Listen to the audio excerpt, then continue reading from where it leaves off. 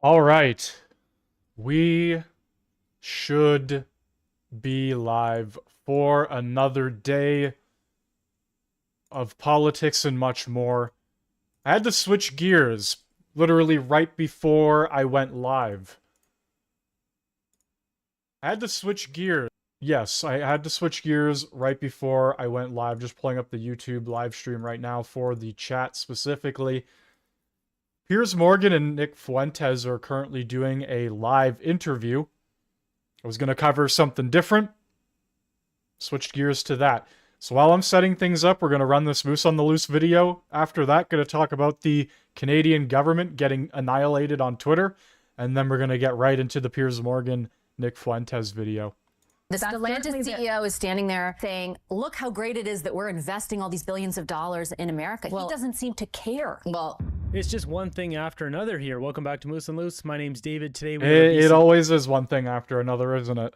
Court ruling that First Nations have veto power over mineral rights. They have to have a say. This slippery slope of power has now gone to the point where major businesses in Richmond are not going forward. We've got a Carney's minister getting absolutely humiliated on CTV. We got a bunch of stuff. Let's jump into this. Starting this episode off, we got Jing Lai posting this. Breaking: Conservative MP Vincent Ho obtained official government documents on all DEI expenditures under the current Liberal government. We got $10.9 million for DEI travel, $43.7 million to fund DEI related positions, $2.67 million for DEI workshops, $1.43 on DEI consultants, $53 million on DEI bureaucracy. What a waste of money. Liberal theft. I didn't give my taxes for this. Yeah, I didn't give my taxes either for this. You know, Canadians working our butts off. They're shoveling our money off for these stupid initiatives. We also got this one from Roman Baber. It says, during Conservatives Canada, we had the wealthiest middle class in the world. After a decade of Liberals, 3 in 10 Canadians must choose between heat or eat. Coming from a Globe and Mail article, forget a recession, what Canadians are living through is worse. Last month, insolvency firm MNP had reported that 3 in 10 Canadians are being forced to heat or eat decisions, reducing spending on utilities or food purchases to save money. When people are cutting back on food, heat, or medical care, it's not just about budgeting anymore, it's about day-to-day survival. This is what the Liberals have done to us. So anyone who's voted for the Liberals in the past now needs to stop voting for the Liberals. Then we can fix this problem once and for all. Moving ahead, we've got the Liberals spent over $1 million on 2 conferences in Montreal last year, including $300,000 in hospitality fees and over $200,000 on meals. How do they spend 200 grand on meals? What are they importing bread from France and pad thai from Thailand? They should be forced to go to a food bank, give that money to those Canadians waiting in line, and then have to eat only things they can find at the food bank. Great suggestion. We also got Barbara Ball reacting to this. Official Government of Canada Foreign Policy Twitter account here posted this ad, and Barbara Ball pointing out how ridiculous it is that an official account is getting community noted here. It says dissenting voices disappearing from your feed, question mark. It might not be an accident. Some foreign regimes silence critics through takedowns, legal threats, and intimidation campaigns. All right, so, well, I was going to talk about this later, but we might as well talk about it now because he brought it up. I literally had this on the side. Our government is an embarrassment. Very true. Bill C-9 is going to destroy freedom of speech, and we have a literal government post here talking about how voices are being silenced and taken down. They're a bunch of idiots. They don't even understand their own policies. And they're enacting them, and they're pushing them in the House of Commons. And they're literally getting community noted on Twitter. Like, the government is so incredibly stupid. The Liberal government is run by a bunch of mouth-breathing morons. It's unreal.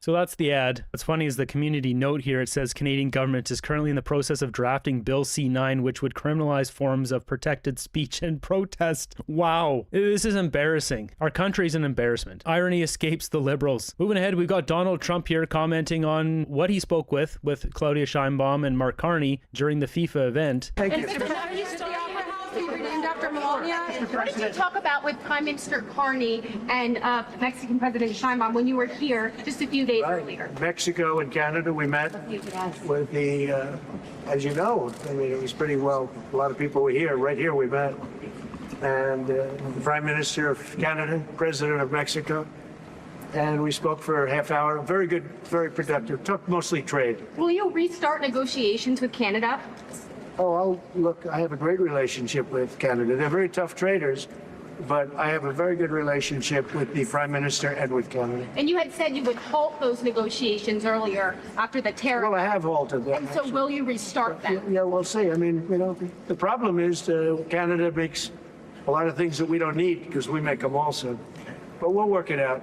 Canada's a special place, and they really are good at ice hockey, aren't they? Mr. President. That's a bizarre way to end that question. We're good at ice hockey. We'll work it out. When? Seems Donald Trump is a little bit more loose and relaxed right now. I mean, he says one thing one day and then it's another thing the next day. Until a deal is actually signed, you know, I wouldn't assume a deal is going to be worked out. Moving ahead, we got Carney's minister. Yeah, nothing is going to come from this. And that, honestly, that was a flat out lie. Like, we don't have a good relationship. And it's quite obvious. If we had a good relationship, a deal would have been signed, it would have been over and done with. But here we are, we're playing games. The Liberals are literally running away and playing games. Mark Carney said, who cares if I'm in contact with Donald Trump? And then Trump's on the other end saying we have a great relationship, which is just not true. It's just not true. The Americans and the Canadians are at each other's throats. Ministers are at each other's throats, trying to get something accomplished, and nothing is getting accomplished. So, like, you can say whatever you want, but no, we don't have a good relationship as it stands right now. Like, there's no other way to put it. Minister here, Patty Hajdu, getting destroyed on CTV. It's not just EI, and I would agree with you. Nobody wants to go in EI, but an EI system that's more responsive, that gives more weeks, that doesn't hold back anything, that people can keep their separation pay and their final payments is actually important changes based on, you know, years of advocacy from a number of different worker groups, including unions, by the way.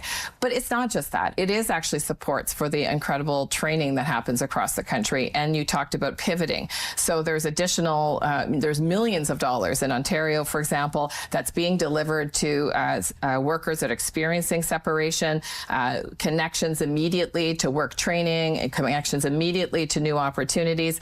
These are very, very challenging times. I mean, I've experienced it. I think a lot of Canadians have experienced this kind of disruption, and I come from for the last decade and a half.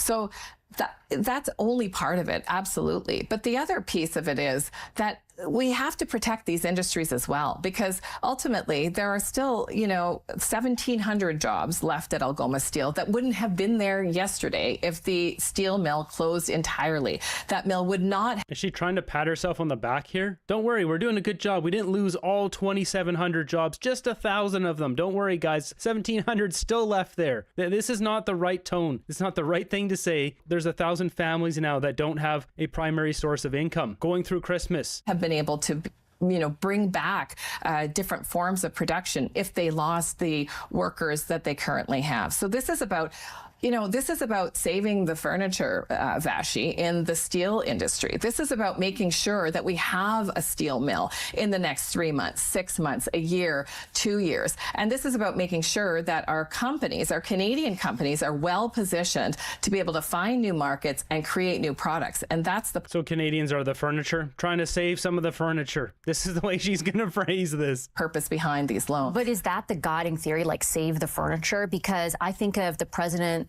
Trump, for example, this week, surrounded by the CEOs of auto companies who were supposed to come to the defense of an integrated sector and instead stand next to him in the Oval Office, essentially, you know, groveling, saying how great he is, how great the tariffs have been. Like, I can only imagine how an auto worker would feel looking at that.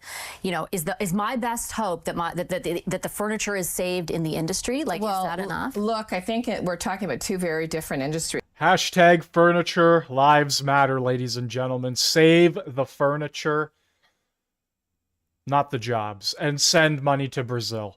And in terms of steel, I can tell you that without a sovereign steel industry in Canada, it's going to be very hard to build Canada strong. So there's an effort to make sure that we have a footprint that's Canadian owned. In terms of other international corporations, I think you've heard my colleagues speak that we're going to get our money back. And that's just you. That's such a joke. We're not getting our money back. Stellantis is taking that $15 billion and they're running right out the door and going right over to America. As they announced, $13 billion they're investing in America over the next 4 years. They ripped us off, and they did it because the Liberals let them rip us off. If there was something written in the clause saying you can't take that money if you don't guarantee the jobs, then we wouldn't have this problem. So now should we be filing a class action lawsuit against Justin Trudeau and now Carney Liberals, suing them for making such a bad deal with our money? I don't think they're getting $1 back from this. Really think that's true? I mean, the Stellantis CEO is standing there saying, look how great it is that we're investing all these billions of dollars in America. He doesn't seem to care. Well, look, I can't speak to what his motivations are, but I can tell you that we're going to stand up for Canadian dollars and we're going to go after that money. Do you think you're actually going to get it? Like, has there been, like, again, you know, this is another case of sort of money that was extended to this company who is basically laughing in our face. Like, it's egregious. I agree with you. It's egregious. But what is the evidence that you're actually going to get that money back? Well, I think again, we have no transparency other than the industry minister getting up in QP saying it's going to come. Look, you'll have to ask her the questions because I don't have the details at hand in terms of what litigation they're going to pursue, but that will be. So she's telling us that they're going to get the money back, but she doesn't have the details. You can't have it both ways here. At this point, why don't we just get a First Nation band to come in and just seize the land that Stellantis has one of their factories on and just take it back that way? Our country's a complete joke. They take billions of dollars of our money and just give it away for free, and these companies go to America. Then you have Mark Carney fear-mongering Donald Trump, elbows up, and Canadians fall for it and vote for it, and they keep doing this crap over and over. And then people are wondering why things are so bad in this country. Maybe it's time to wake up, guys. The sheep have to wake up at some point and start voting Conservative. Be our effort. We will make. Honestly, the sad part of it is I don't think people will wake up. I think there's a lot of people out there that no matter what, no matter how far we have fallen, they will continue to vote for these people because they truly think Pierre Poilievre is like Donald Trump 2.0. And the mainstream media has demonized him so much that people think all of these insane things about him. They call him a far-right extremist, and he's changing the way the Conservative Party works and thinks that he's pushing them further right. It's like, no. Poilievre is probably one of the most moderate politicians out there. Like, period. He just is. He's not an extremist. It's absolutely wild. But people believe it. People eat it up hand over fist. And there were people out there that would have voted for Trudeau again. Even if he did not resign, people would have still voted for Justin Trudeau. Just keep that in mind. There's a fine group of people out there. Not fine mentally, but I mean in terms of how many there are, there's a bunch of them out there that would still just vote for these people over and over again, no matter what. No matter what. And you got to think of all the people they're bringing in as well that live off of the government benefits. Why would they vote for anything else when the government is giving them thousands of taxpayer dollars annually? Make sure that we will do everything in our power. They're literally buying their voters at that point in time. Like, that's essentially what they're doing. To get that money back. But I will go back to Algoma Steel because I think, you know, when we're talking about Canadian companies, whether they're lumber companies, whether they're steel companies, Canadian companies have an important footprint. And we're going to continue to fight for those Canadian companies' viability because without that, it's going to be very hard to build Canada. There's no fighting for companies and no Canada strong. All these major sectors that are getting hammered by tariffs right now are getting nuked. And if Kuzma goes down, then the rest of the 85% that's currently protected is also going to get nuked. That is strong. And so I'm actually really pleased with the work that we're doing in terms of supporting those essential industries.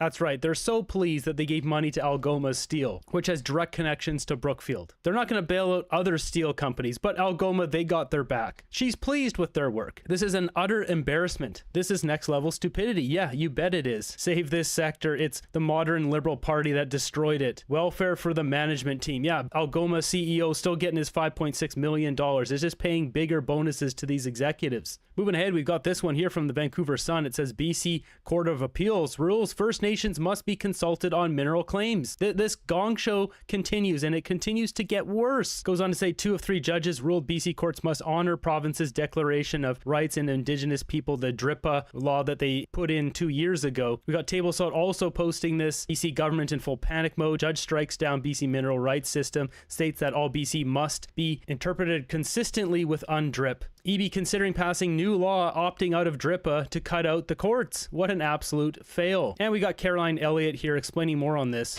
Another massive court ruling in BC, and this one could lead to an overhaul of much of our legal system. The BC Court of Appeal has drastically expanded the role of the courts to allow them to strike down BC laws for inconsistency with the UN Declaration on the Rights of Indigenous Peoples, known as UNDRIP. Now, much of UNDRIP is inconsistent with many of BC's laws, and it's behind some of the most problematic policies in BC, like the secretive land agreements that threaten our democracy and our prosperity. This ruling means that the court has now given itself the ability to determine whether provincial laws align with UNDRIP, and where that isn't the case, the court will now get to decide what action is required. This undermines our elected government's ability to act in the public interest and could lead to some serious upheaval. For those working in the natural resource sector, this means more uncertainty, less investment, and more job losses. For all of us, that potential lost investment means lower revenues to fund the programs and services we rely on. It's another layer on top of an already unworkable situation in BC. Our government should never have adopted UNDRIP in the first place because it's fundamentally inconsistent with our existing laws and with our government's ability. I honestly, this is what happens when you vote the NDP in over and over and over again. Just like how this country federally has voted the Liberals in over and over and over again. I don't know why anybody thinks anything is going to be different when they just continue to live in this Stockholm Syndrome reality. Oh, maybe next time David Eby will have a better interest in the people living for BC. Maybe next time the Liberal Party will have a better interest for Canadians when we vote for him again and again, right? It's like, guys, come on. You gotta stop. You gotta stop. Like, it only gets to a point, right, where I don't know. I don't understand it. I don't get how they could see these things happening over and over again and then go, yep, we're voting the NDP in. It's like BC is a lost cause. BC, and I've said it over and over, it is literally Northern California. BC is a massive shithole. The entire province. Oh my God, it has beautiful lakes and rivers and mountains and okay. Go to Vancouver. Go to any city with a decent-sized population. You won't be saying it's very beautiful then. Like, just saying. Stop voting in the NDP. Stop voting in David Eby. These people literally bring it upon themselves. This entire country, the people, the 8-9 million people, however many that continue to vote for the Liberals, they bring it upon themselves over and over again. And then everybody throws their arms up in the air and gets mad. Well, it's like, yeah, what the hell do you expect? What do you expect? Nothing's going to change. Nothing will change here if we continue to vote these parties in. The Liberal Party didn't change. This isn't a new party. These aren't new MPs. These aren't fresh ideas. Same thing with the NDP. They want to give more power to the working class when they're literally taking away power from the working class. It makes no sense. We live in a Stockholm Syndrome state. It's a state. We're bought and paid for by other countries. We're a Brookfield asset at this point, with how many things Brookfield manages and owns. Over 2,000 companies, 95% of those companies are not even subject to a screening. And how many of those companies are working in Canada? It's actually wild.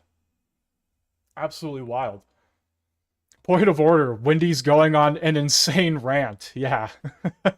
Point of order. I've lost what we were originally talking about. No, but seriously though, like, BC is a lost cause. BC is an absolute nightmare of a province. People want to say Ontario is bad. And yeah, Ontario, it has its ups, it has its downs, but BC is all downs. Once again, oh my god, they have beautiful mountains, okay? You have fucking crackheads on every street corner shitting everywhere. Congratulations.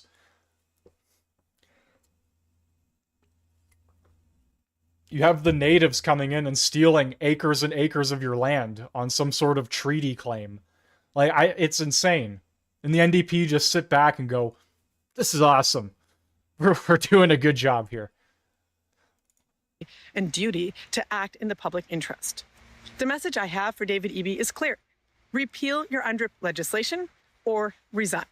Yeah, that's what needs to happen. Both need to happen. Repeal it and then he should resign. Best he just resign. But in the meantime, we should start a recall campaign and be ready for April 2026. Got this one here. Breaking couch and fallout spreads. We got $350 million in commercial property development in British Columbia loses a construction leader after BC judge ruled that simple fee property title would be subordinate to the new Aboriginal title. So the Cowichan case, we're seeing this massive development here falling through. It says BC property company says it lost its lender, tenant for new development after Cowichan ruling. Talks ended because of the uncertainties and risk allocation issues raised by the BC Supreme Court ruling in August. Just as I said this was going to happen, this is not just going to be First Nations getting a payout from the government and all goes away. There's not enough money for that. This is way too expensive of property, and that's why these freeloaders decided to pick those Richmond properties, because it's worth so much money that they can't be paid out. They will either take the land, they'll get some sort of royalties, they'll start charging property tax to these people, and you're seeing deals fall through because of... Okay, so they start charging them an extra property tax.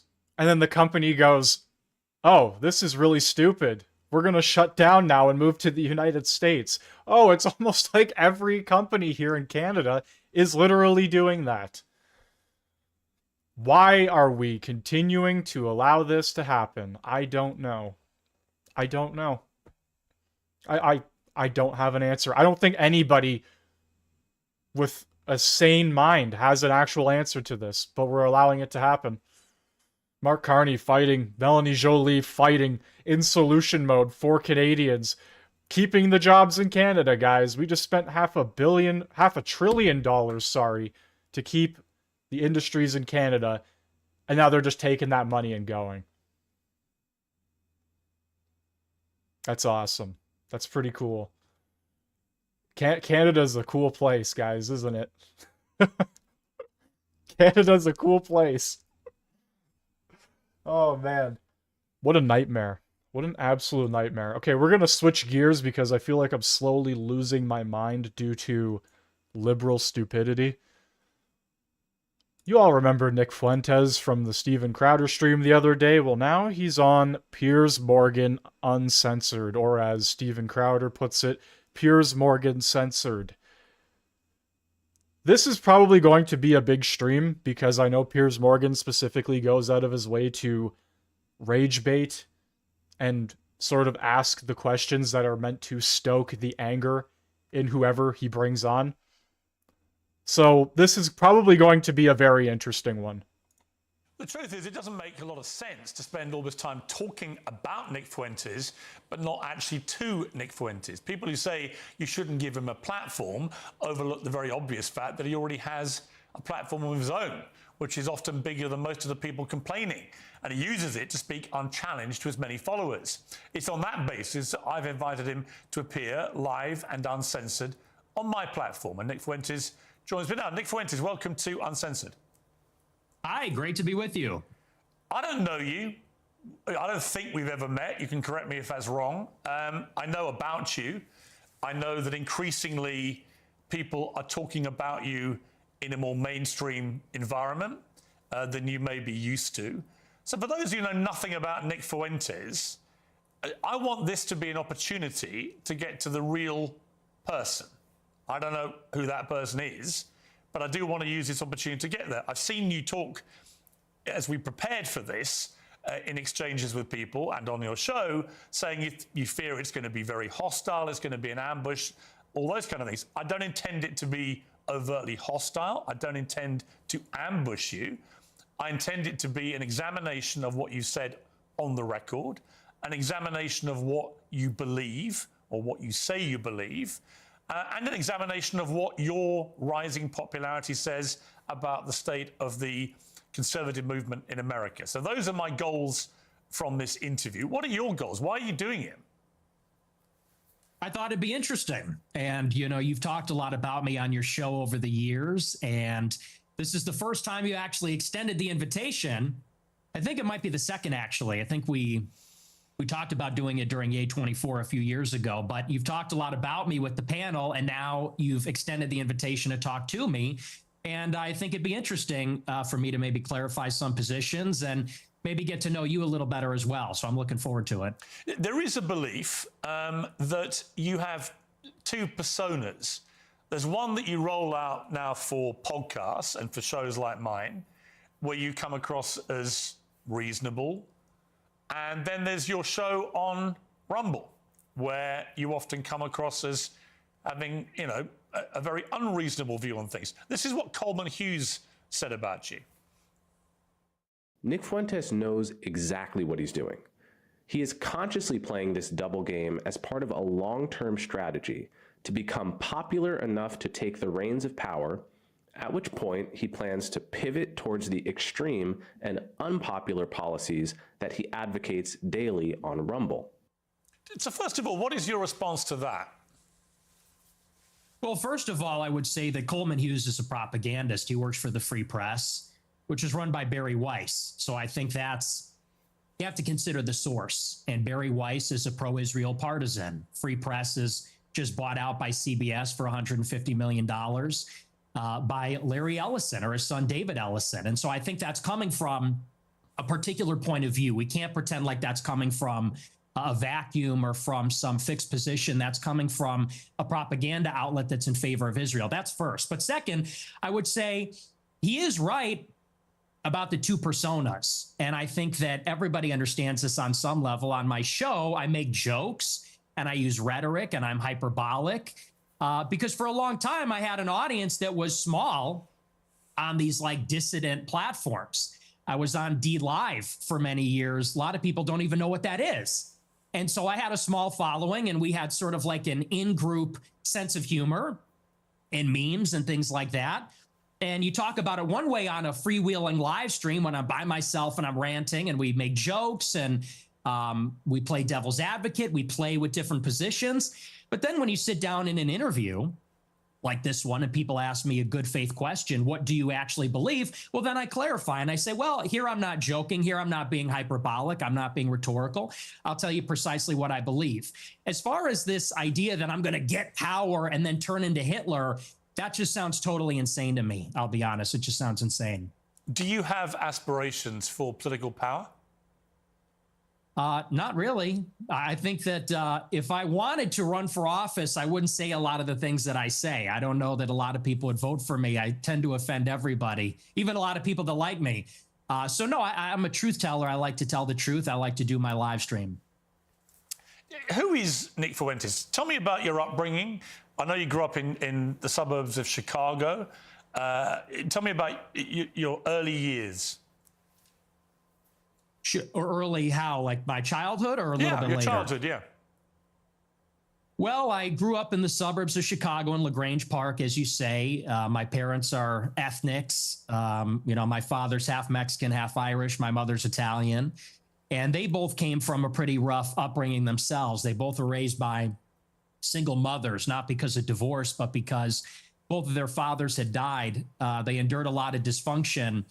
And I think that's one of the reasons they came together and they related to each other and they wanted to create a normal upbringing for their children. They wanted to have a normal family life. And so they moved out to LaGrange Park away from the city and they raised me and my sister and really put us first. I think that's a big reason why I tend to have a lot of these family values or Christian values. My mother quit her job and stayed at home to raise us.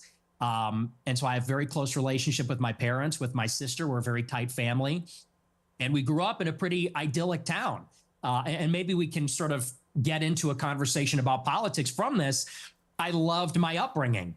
My mom stayed at home. My dad was working. We're in a mostly white suburb in Chicago. I was maybe half Catholic, half Protestant. It was a baseball town. I played baseball for many years. In Chicago, we love our hot dogs. We have our baseball parade and get a hot dog. And so I love where I came from. I love the city. It's a working class city. I love the people here. They're very good, humble, down to earth, decent people. And I guess I had my political, not to jump ahead, but this is a big part of where my political awakening came from. I sort of left this bubble, if you could call it that. When I went to college in 2016, I went to Boston University. And I read a lot of things online, and I realized the country does not look like LaGrange Park. It doesn't look like Western Springs or Hinsdale or Elmhurst. It looks very different. The country's undergoing a radical transformation because of immigration. And so I saw that and I said, this is not really a desirable change. I don't like the south side of Chicago or the west side or LA or certain parts of Boston as much as I like where I came from. And I guess that's what made me an American nationalist. I said, I want to preserve my home and the things that are familiar to me and the things I like about my home, what makes it America.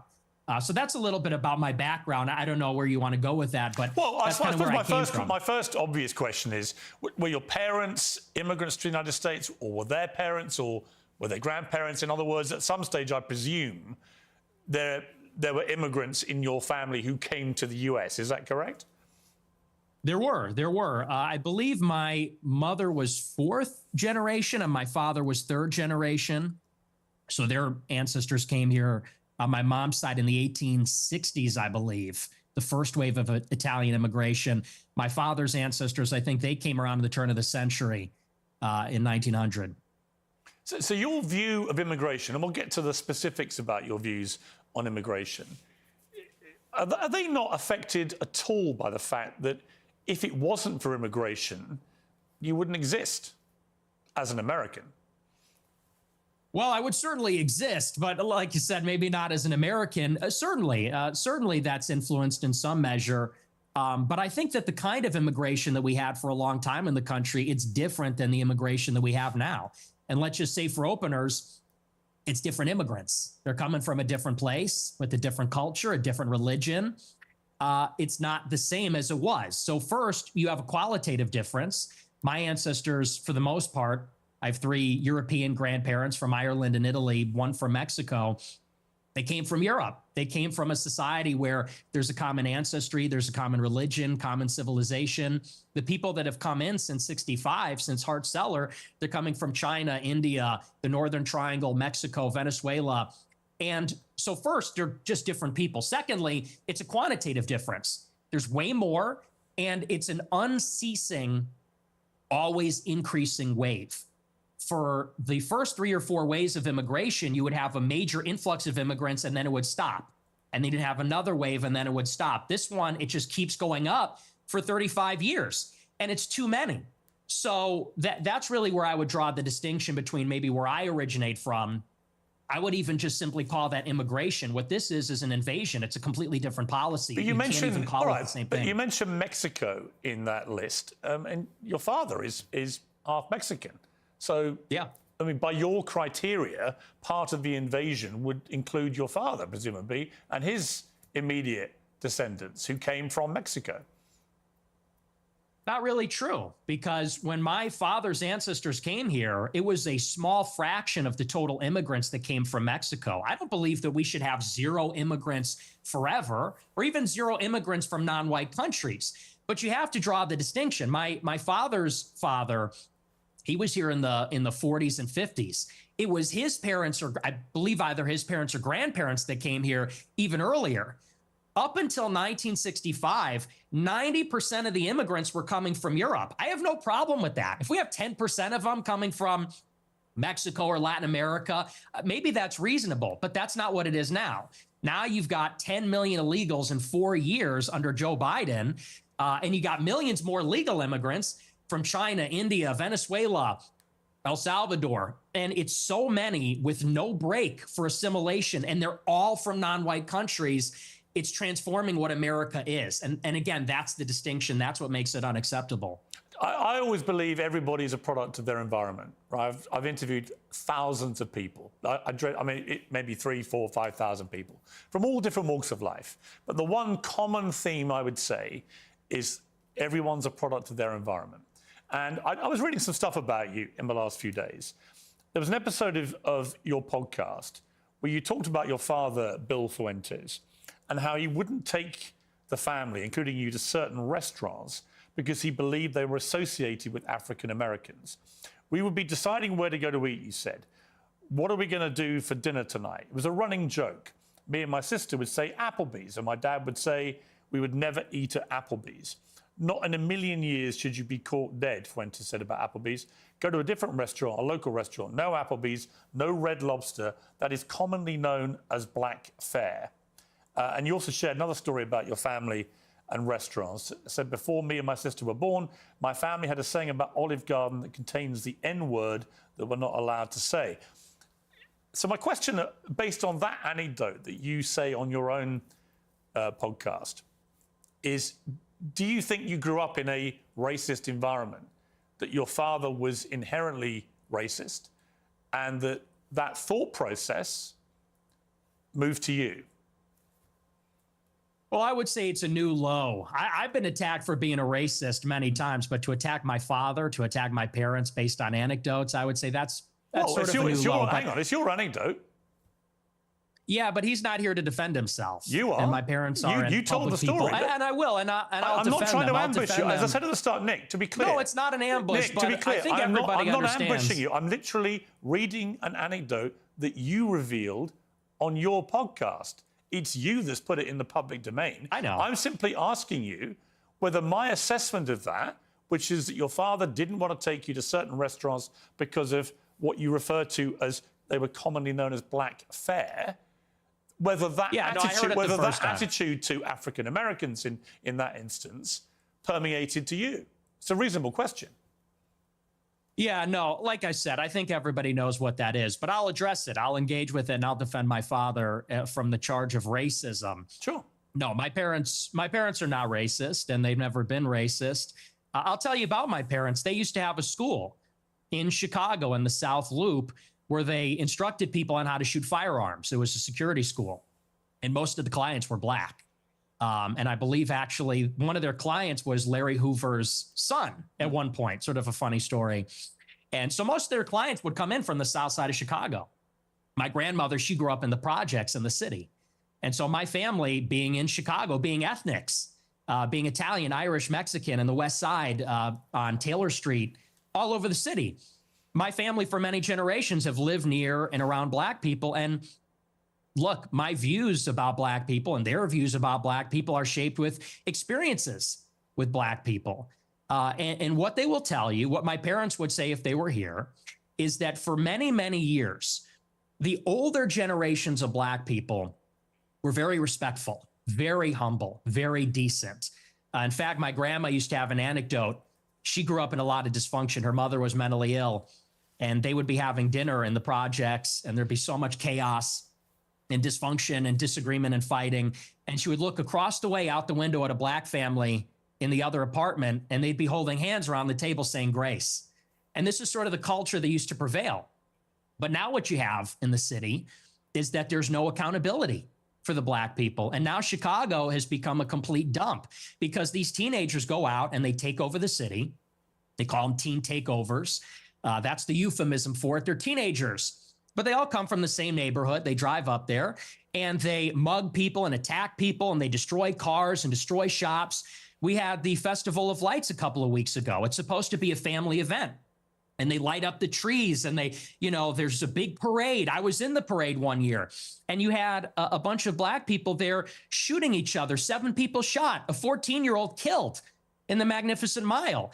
And I know there's a lot of black people that feel the same way about this. They say, we've lost control of the city and we're looking for accountability. We have a lot of black people that are always outraged about racism, outraged about attitudes from white people, but they're never ashamed of some of these behaviors, never ashamed of some of the things that go on. And that's why I think there's a lot of negative attitudes these days. And so again, I think those attitudes, you say I'm a product of my environment. I am. And so are my parents and my grandparents. Unlike you, because you're not even American, in Chicago, we have to live in a big, diverse city where there's a lot of different kinds of people. And I think anybody in Chicago will tell you the same. I live in London. It's one of the biggest and most diverse cities in the world. But it's not the same. Well, actually, it's a big, diverse city. The only difference is we don't have the gun violence because we don't have guns. That's a whole different story. I don't want to get into that with you. I have got into that before in America. You got a knife problem. You got sword problems. We have problems with Aladdin. We have problems with violent crime. I make no pretense of it. So the idea that somehow I'm cosseted in London because I'm not in Chicago. I didn't say that. Well, you kind of implied it. But I guess my point about the environment, I'm not saying you are a product of your environment. I'm saying most people are in some capacity. Mm-hmm. When I read that anecdote, which just to remind you, it's not something I have put out there. You told this story, right? And you said that you said this. We're looping. You said this already. But you haven't really directly, I think, responded to it, which is whether your father would not take you to certain restaurant chains because he associated them with Black Americans. Is that true? No. Well. See here, if you're in America, you would say that Olive Garden is not real Italian food. Applebee's, TGI Fridays, this stuff is a load of crap. My dad was just a food snob, but no, it's got nothing to do with that. My best friend in first grade was a Black guy. We're not a racist family. So okay, so when you told the story, I'm just curious. So when you told that anecdote, which clearly on the face of it is racist, right? You're basically saying your father made racist decisions about where you would go as a family to eat. Are you saying, well, I'm just going to ask you a question.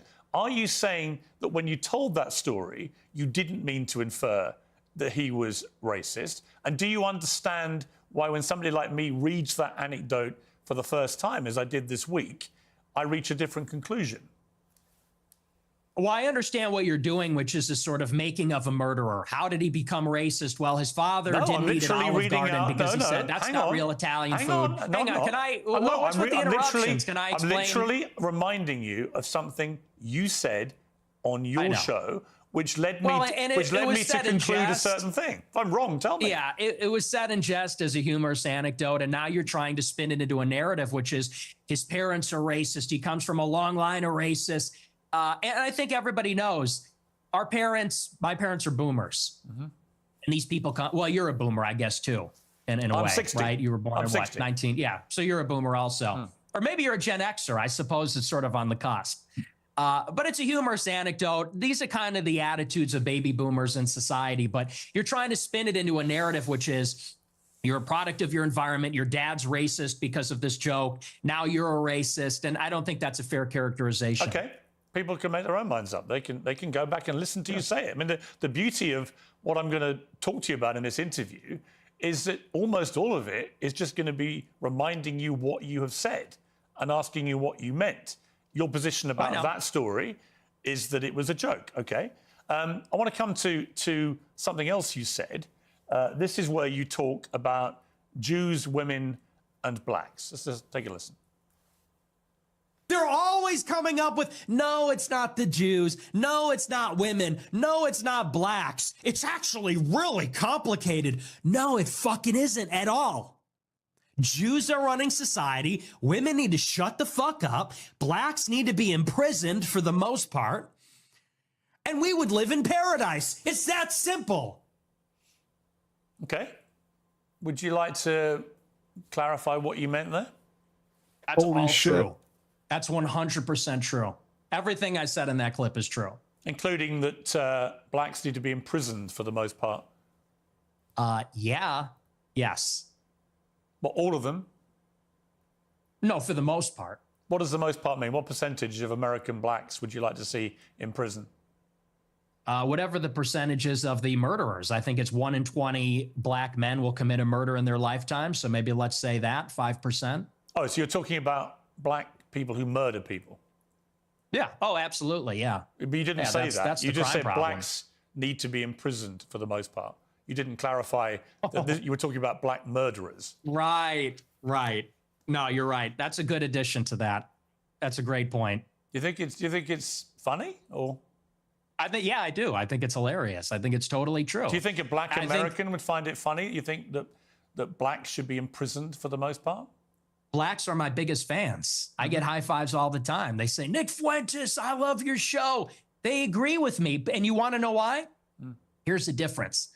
Black people are the most victimized by other black people. You think black people want to live in the hood and the ghetto and get shot all the time? That's what happens in the south side of Chicago. You should come here. I'll take you there. We could go to Garfield Park. My son we could went go to Chicago Inglewood. University for a year, actually, several years ago. Yeah, that's a bubble. That's a bubble. You think you're in Chicago and Hyde Park? You don't know Chicago. Go a little bit west, see what it's like over there. And I'll tell you, black people agree with me because they're tired of it too. And maybe not most of them, but a lot of them agree with what I say about that because they know how it is. That's why the first thing they do when they make a little bit of money is they go and leave to another neighborhood. Okay, so what was just around. remind me again, the percentage of black men who commit murder in America. What was the percentage you gave me? It's 1 in 20. 1 in 20. It's 1 in 100. No, it's 1 in 20. No. Less than 1 in 100 black US men commit murder. That's the most up-to-date crime statistics in America. That's not true. I've seen other statistics. They say 1 in 20 will eventually commit a murder. So your rate means that you're saying that 5 times as many black men commit murder as the official crime statistics say.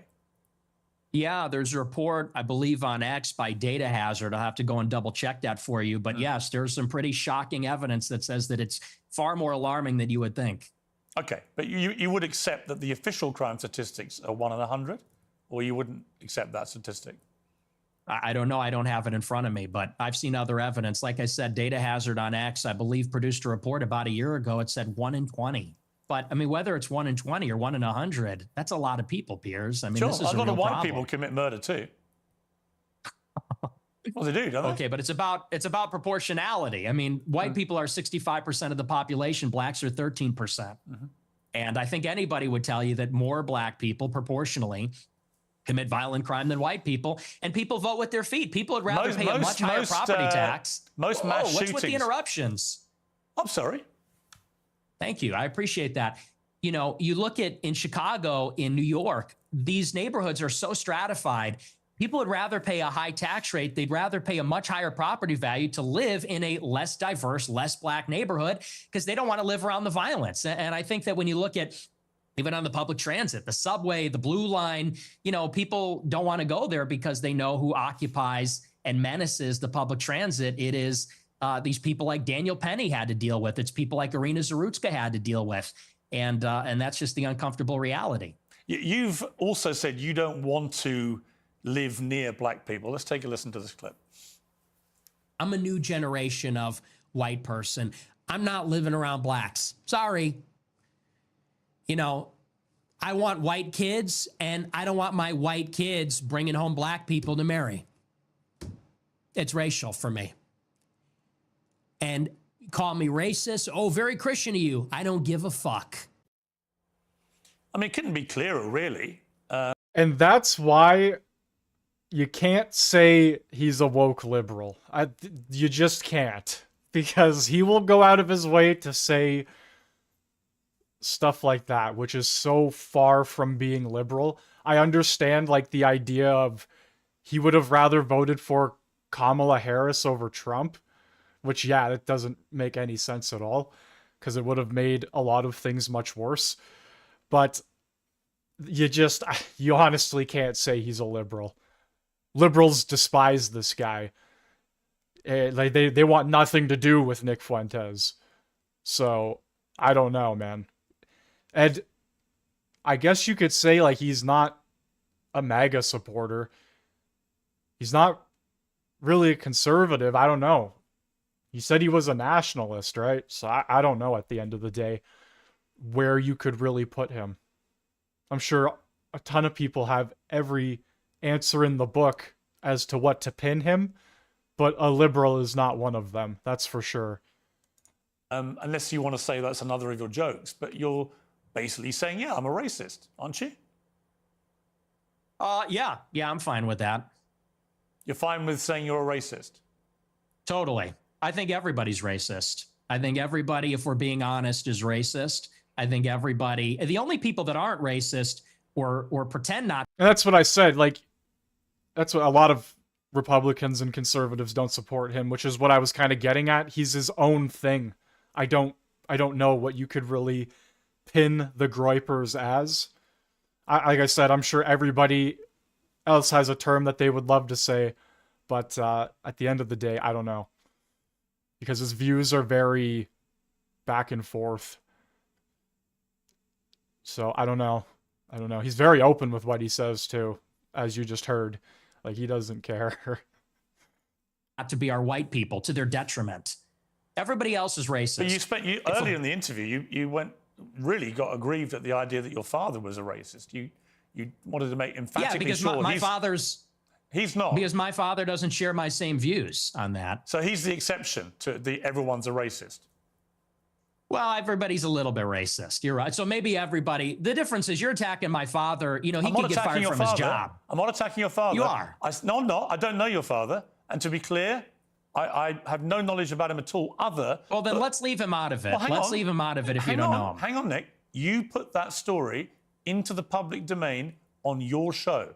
I'm simply reminding you of what you told everybody, millions of people, about your father. If you now want to retract it, fine. If you want to say it was a joke, which is what your position was earlier, fine. But I'm allowed to put to you things you've said publicly. That's not unfair. That's not me targeting your father. You put that story about him out there. You know what you're doing. You know what you're doing. I'm asking you about a pretty shocking anecdote, which to me looked like you were saying your father made decisions about where you as a family would eat based on skin color of people who worked at these places. If you say, or use them, if you say that is not what you meant, that's fine. You can respond any way you like. But the idea I can't ask you about it without you saying I'm attacking your father is ridiculous. Well, you are, and you know what you're doing. And there's a political culture in America where if you have the wrong views, you get fired from your job. And my father has a job. And if you go on here and say, you charge him with racism or something, and I'm put in a position where I don't look like I'm sticking to my guns if I don't say my father's a racist, you're putting him in jeopardy, and he's not here to defend himself or explain his views. And it's very low, and I think you know exactly what you're doing, and people can see what you're doing. I'll defend my views, and I think that, so let's leave him out of it. Let's just not talk about my father, because my father isn't here. I'm here. Okay, well, then do you accept that you shouldn't talk? Okay, listen, that's fine. But then do you accept you shouldn't talk about your father on your show? And you shouldn't tell... Absolutely not. Absolutely not. So it's fine for you to put a story out there which would make most people who listened to that story or watched it at the time on your show conclude that he was racist. It's fine for you to do that. But if I then ask you about it, I'm the one who's being unfair and I've crossed a line. Is that what you're saying? Yes. Okay. Yes, you're being malicious. Okay, that's fine. That's fine. Listen, people are watching this live. They can draw their own conclusions about whether what I just did... And they will. Yeah, and I'm sure afterwards, by the way, you'll say, he ambushed me with your own words. With your own words. That's a little presumptuous. I'm not going to say it's an ambush, but I think that's a low blow. And I think you know what you're doing, and that's fine. You're a tabloid journalist. I expected that. I don't think it's an ambush because I knew it would be like this. And people will see what you're doing, and I think they'll say it's low. But as far as... Piers is very good at what he does in terms of... It depends on who he has on. He's very good at rage baiting. He's very good at, I guess you could say, sifting through to get what he wants. He can get clips. He can get clips, and part of this right here, focusing on the first topic and constantly going back to it, gives Fuentes a couple minutes to forget about it, and then Piers goes right back to it and hammers it again. And now he's really hammering it, and he's trying to get everything out of him here right now. And I think to some degree it's kind of working. It's kind of working. One thing, though, I don't agree with is that I don't think Fuentes is going to run off to his show later and be like, oh, he tried to corner me kind of thing. I don't think he's going to do that. But like I did say, Piers is very good at what he does when it comes to kind of poking and prodding, pushing down a line, looping the system down a line to eventually get what he wants out of the person. And it's kind of working. We have a lot more to go, but it's definitely working. You want to talk about racism? I do. Let's talk about racism. Okay, Let's leave my dad out of it. Look, you've admitted you're a racist, correct? Yes, 100%. Okay. Own it. Okay, that's fine. You're perfectly entitled in a free democratic society to stare down the barrel of his camera and tell me you're a racist. People can judge you accordingly. Many people who have assumed that you're racist will now have heard it from your own lips. That's fine. There you go. That's the point. The point of this interview is to go over the things you've said, which have led people to reach conclusions about you, and to ascertain whether those conclusions are fair and reasonable or not. That's it. So I want to play you another clip. This is what you talk about why white people are justified in being racist. Let's take a listen to this. First, white people are every single bit justified in being racist. Every single bit justified, to the extent that that means going out of your way to avoid black people when you see them. You stand by that? Absolutely. Absolutely. Absolutely. So white people should go out of their way to avoid black people when they see them. Absolutely. They would be wise. Why? Because it's a lose-lose proposition. If you're Irina Zarutska and you don't walk the other way, you get stabbed to death and you die. If you're somebody else and you walk on the subway and you stand near a black person or something, maybe it's fine. It's a lose-lose proposition. So no, I think that white people have been beaten into submission, that we're afraid to tell the truth about it. And the truth is that when you go into these major cities like New York or Chicago, I believe she was in North Carolina, there is a menace, which is young, black, adolescent men. They're extremely violent. And we have been told that we have to pretend like they are every other person. We have to be colorblind to that. And we're supposed to go and be in the midst of all this danger. And I think that at this point, it's gotten out of control. You look at the BLM movement, they said that the reason that black people, are violent, or the reason there's crime, is because of police brutality, or redlining, or all these other things. They said we need to get rid of the police. We need to defund them. And a lot of cities did. A lot of cities like Chicago, for example, the police changed the rules of engagement. They don't chase them. It's not a felony if you steal a certain amount of merchandise. They won't chase them on foot. And now the city's totally up for grabs. And now, whether you're in the Gold Coast, or whether you're on the Mag Mile, or you're in the worst neighborhoods in the city, you might get shot, you might get mugged, someone might run up on you. And I tell my followers, it is better to be perceived as racist or racist and walk the other way and maybe keep your life, than to say, I'm a good anti-racist. I don't mind that this person's making me uncomfortable. Maybe he's looking a little froggy. I'm going to sit down because I'm a good person, and get stabbed, mugged, whatever. And by the way, this is a strategy. They call it the friendly stranger. There's a crew of them. They do this in Chicago. They stand outside bars, black people. They approach strangers. It's a robbery crew. And they pretend to be a friendly stranger, and then they mug them. And stupid white people say, oh, hi, yeah, nice to meet you. You know, they grin, they laugh, they put up with the nonsense, and then they get mugged, or worse. Sometimes they get executed. And so as a white person, how do you feel about mass shootings at school? I think they're bad. Who do you think commits the vast majority of the mass shootings? I'm sure it's white people. Right. So how do you feel about that? I think that white people do more antisocial violence. I think black people participate in more gang violence. I think that's the difference. What's the difference to the victims? There's no difference to the victim, but it's a different kind of crime, and it's a different proportion also. Do you know what percentage of white people are school shooters? I know that the vast majority of mass shootings in schools in America this century were perpetrated by young white men. And I'm and just what proportion of and what proportion? I'm curious. What proportion? I'm curious whether your advice would be to people who have kids in these schools. Wait, is my mic working? What proportion?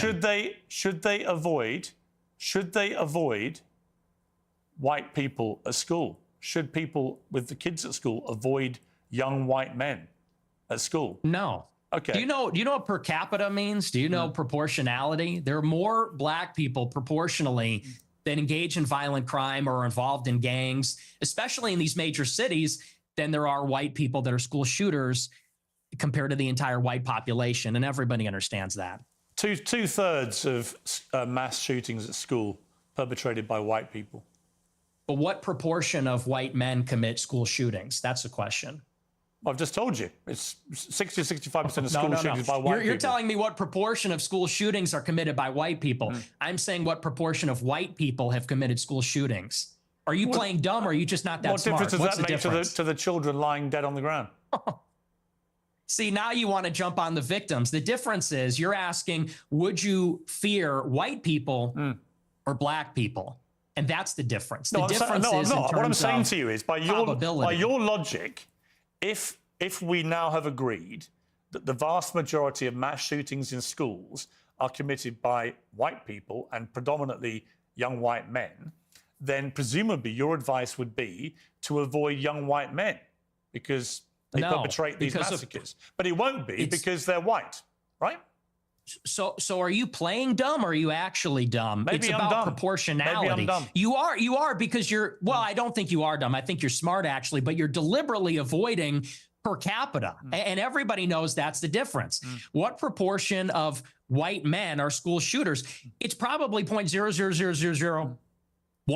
What proportion of black men have committed violent crimes? It's probably like 5%. I don't know what it is off the top of my head, but it's very high. And I would add to that, even as it concerns schools, why do you think parents pay a super high property tax to live in a school district where there's white people? Because they know that if they go to the black school, it's going to be the Bloods and the Crips. It's going to be gangs. It's going to be, you talk about school shootings. Nobody talks about all the school shootings that are committed by gangbangers in and around the school and all the other violence that's associated with that. I mean, these schools in the south side of Chicago, it's just not livable. I have an answer for you, Nick. So the proportion of the population who carry out mass shootings is actually the same for black and white. For white people, the proportion of the proportion again, of the population. are you hearing it? No. See, What's I think the trouble with your proportion? statistics is a lot of them don't bear much scrutiny. We have a bunch of fact checkers checking all this in real time because you do have a tendency to just come out with a lot of old baloney. And when you say, okay, well, it's true. And when you're confronted with reality, you don't like it. What's the figure? What proportion of white people have committed school shootings?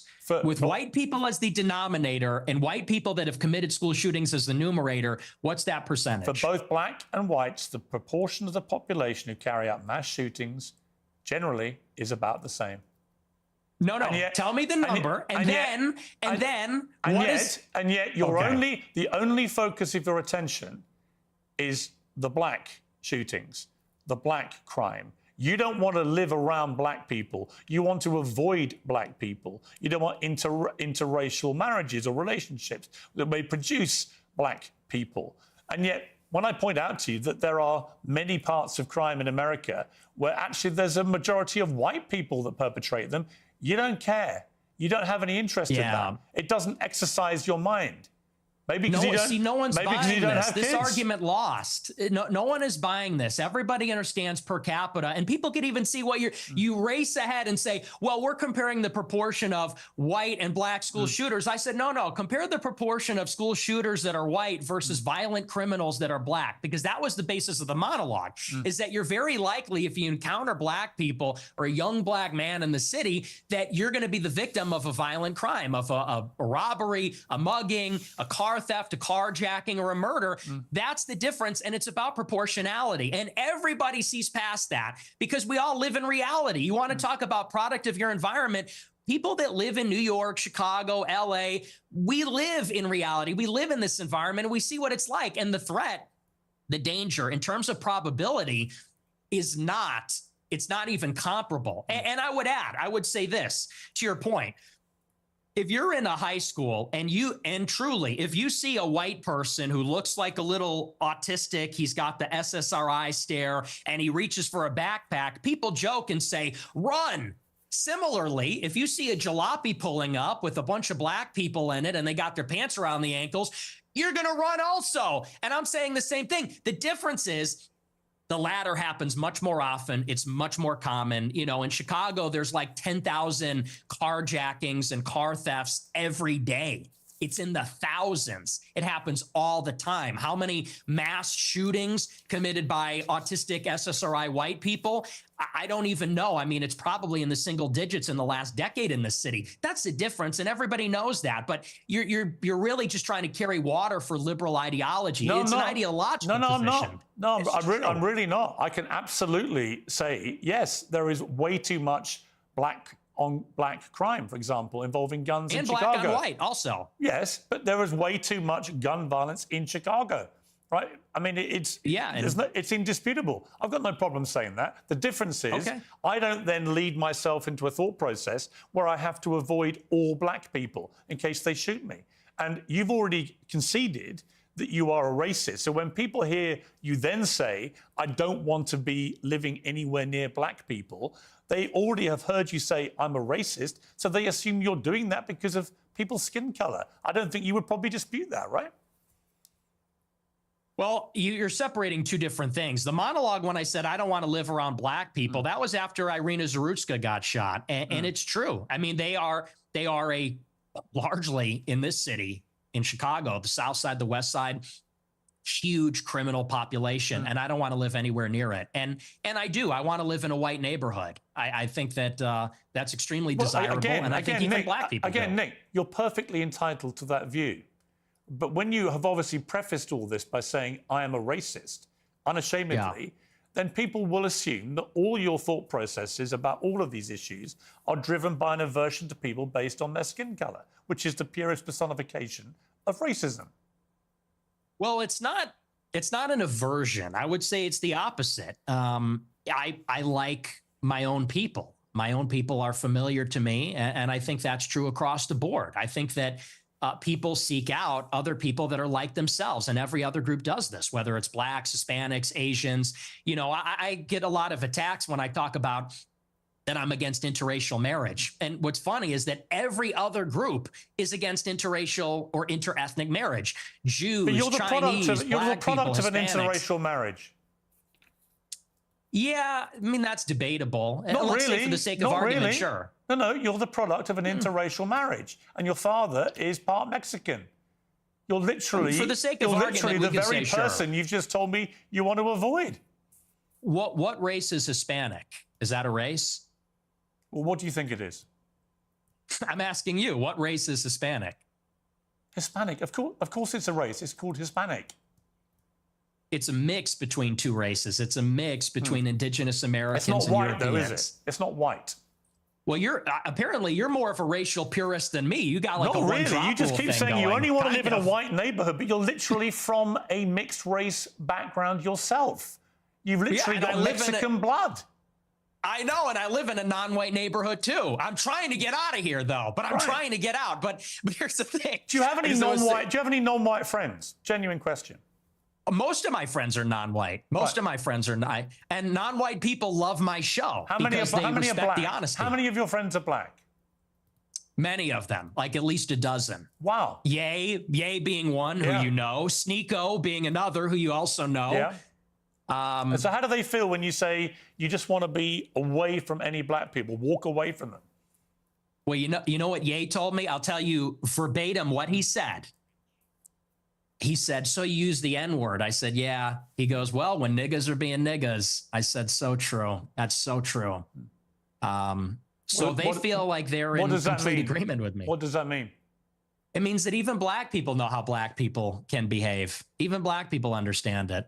And they know that it doesn't come from a place of, and you use the word aversion. That's the first thing I'll actually dispute. Okay. It's not an aversion on the basis of skin color, because that would seem to suggest it's like a stubborn, irrational bigotry. I don't consider myself a bigot. I consider myself a racial realist. By the way, when he says yay, he means Kanye West, if you didn't understand that reference. I'm realistic about how the races are, and I speak provocatively about it. And I speak provocatively about our tribalistic instincts and tendencies as human beings. And I'm not a liberal ideologue that says that over time and with enough education, we're all going to see this great brotherhood where we're colorblind and everybody's the same. You know, I don't think that's ever going away. I think that race is real. It's not just skin deep. All right, so statements by members has started. we're going to switch over in roughly 10 minutes. And yeah, this is quite the interview, a very long one by the looks of it. It matters to us and it matters to each other. And black people know that, and Hispanics know that, and Asians know that, and people like me that have partial Mexican ancestry, we know that too. And I think on that basis, we can have mutual respect and understanding, not aversion based on skin color. The reason I use the word aversion is you literally said that you should walk the other way if you see black people. That is an aversion to black people based on their skin color. No, that's called economy of information. That's economy of information. That's safety. And I said in the same monologue, if you watch it, it's like, I feel sorry.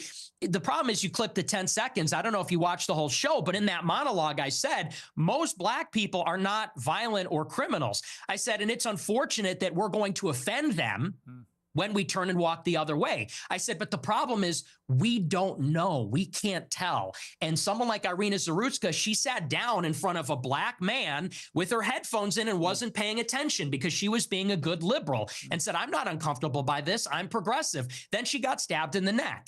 And I said, it's unfortunate that you would have to sit behind the black man to be safe. And if he's not violent or schizophrenic, he might be offended by that. I said, but I would rather offend him than die. How many deranged white men have committed atrocious acts of murder in the last 10 years in America? Proportionally far fewer. But far fewer. How many? Do you know how many? You have a research team. You pull it up. I don't have it in front of me. You're obviously extremely exercised by that one story, which was horrific for the record, absolutely horrific, and should never have happened. The person who perpetrated that evil act had a string of previous offences and should have been picked up more, and it should have been amplified more. I completely concur with all of that. But I just suspect you have no idea how many white people have committed similar crimes, do you?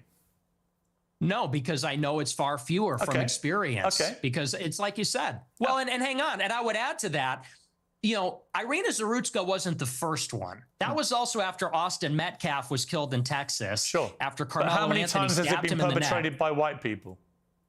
Well, hang on. Let me finish my point. But you're And then implying not that only white did- people don't do this. And my point to you, Nick Fuentes, is of course, Oh, I never said white people don't do it. Of course, deranged white people commit heinous acts. But you don't either know. No disagreement. You neither know nor care, or maybe both. Maybe you do know but don't care. You only seem to be focused on black people who commit crimes. And again, if you hadn't prefaced the whole debate about racism by openly conceding you are a racist, I could read other connotations into what you've been saying. But once you've said, I'm a racist, and then you only talk about black crime, I think people can watch this and they can say, yeah, he's a racist. And everything that he says about crime is driven through the prism of being a racist who judges people according to their skin color. Well, it's funny because it's quite on the contrary. And I said this in a similar monologue. The problem is not that I wake up and I walk down the street and I see someone that doesn't look like me and it makes me angry. The problem is there's a pattern of behavior, which we've all seen. Blacks in America have become narcissistic, and they become narcissistic because they've been told they're victims of racism. They're victims of slavery. They've been told, really, there's no accountability. If they're rude, if they're inconsiderate, if they're criminal, they are told that they have no agency for their actions. They're being told, if you act in this way, it's because the white man made you that way. It's because the system's rigged against you. And so we have been telling black people this for a generation, and now there's no rules. Now they go, and what we hate to see as decent people, not even as white people, but decent people, even black people too, what we hate to see is rudeness, obnoxiousness, inconsideration, criminality, violence. And that's that pattern of behavior that we see all over social media, on the body cam footage, you on cops. you don't like black people who play the victim and are rude. Is that your position? I don't like that pattern of behavior. And who are narcissists? I see where this is going. Yeah, you're Are you ahead going of to me. turn this around on You're me? ahead of me, aren't you? Because when I said, Very what clever. black friends have you got? You said, I am kind of black, aren't I? No, not that. You said, Oh, yay I'm not also. saying you. I'm just saying your choice of black friend is Ye, who is arguably the #1 black victimhood narcissist in America. Do you understand the problem? So he's Well, your no. friend. He's one of the very few black people you want to be associated Oh. with, but he's the epitome of what you just said you abhor about narcissistic black people. I disagree. I disagree with you, and I'll tell you why. Because Ye, if you've ever met him in real life, I have, yeah. Okay, well then you know he's nothing but polite, considerate. Actually, he was very rude to me the last 2 times I interviewed him. He's a supreme narcissist, and he's also. Well, you keep interrupting me. You're very rude. Are you black? Because you're being apologize. very rude by I interrupting me right apologize now. to you. I'm giving you a hard time, but I okay. You're do not want to giving me a finish hard my time. point. I do want to finish my point about Ye. He is a guy who, when I was with him, wanted to make sure that everybody was heard. Everybody felt included. He's actually a very soft-spoken guy, very polite, and by the way, not violent. When you look at all the rappers that are in the music game, many of them, especially from Chicago, drill rap, they're talking about killing people, shooting people, they gangbang. He notably, if you know about him, he got his start because he was a nerd. He wore a backpack and a polo, and he wasn't a gangbanger. He rapped about his feelings and girls and his dreams and his ambitions. So no, and by the way, he would tell me all the time, he doesn't even feel black. They make him feel not black because he doesn't do those things, because he's soft-spoken, because he's artistic, because he's a bit of a nerd or likes fashion. So I would disagree. He's actually not like that at all. Okay. We're talking He's also a Hitler-loving anti-Semite. I was about to say. I was about to say, he dropped a song praising... Holy shit, man. Oh, what a wild interview. All right, we're gonna switch gears, guys. I don't take anything Kanye West says to heart. That guy is wacky. Statements by members, then eventually question period. Moving onward. Here we go. Mr. Speaker, Canadians are hungry. According to a Harvest Manitoba report, over 60,000 Manitobans are turning to food banks just to make ends meet. For many Canadians, there just isn't enough paycheck at the end of each month to cover the basics. This is heartbreaking, and Parliament can do something about it. In the last election, the Prime Minister told Canadians to judge him based on their experience at the grocery store. Well, Mr. Speaker, when I speak to folks in my community and the cost of living crisis, what I hear are horror stories. Grocery prices have doubled over the last decade, and the reality is that the 2026 food price report warns that things are only expected to get worse. This news should be a wake-up call to each and every member in this House. I call on this government to remove hidden taxes on food so Canadians can finally afford to bring home nutritious and affordable meals to their families. L'honorable député. The honourable member for Abitibi-Témiscamingue. Mr. Speaker, today I am honoured to highlight the induction of Jennifer Abel, Laurent Duvernay-Tardif, Diane Roy, Henri Sassine, and the legendary Paul Oud and Michel Bergeron into the Quebec Sports Hall of Fame. But I'm even more delighted to see 2 people from Abitibi-Témiscamingue inducted, weightlifter Christine Girard and cyclist Marc Lemay. Gold medalist Christine Girard, a native of Rouyn-Noranda, is a powerful symbol of clean sports thanks to her determination in London. Her bronze medal, already an incredible achievement, finally turned gold a few years later. Then there's the former Bloc member for Parliament, for Abitibi-Témiscamingue, my mentor and friend Marc Lemay. The cyclist from Amos is best known for his historic involvement in the Tour de l'Abitibi, and he's still active as president of the International Cycling Union's arbitration panel. It's thanks to him mountain biking became an Olympic sport. Congratulations to both of you, and a special thought for you, Marc, on this special day. Abitibi-Témiscamingue will always be very proud of you. The honourable member for Tayayakan Parkdale High Park. Thank you, Mr. Speaker. History is full of projects that connect the 2 largest provinces. Today, we have another great opportunity to make this dream come true with a high-speed train between Toronto and Quebec City.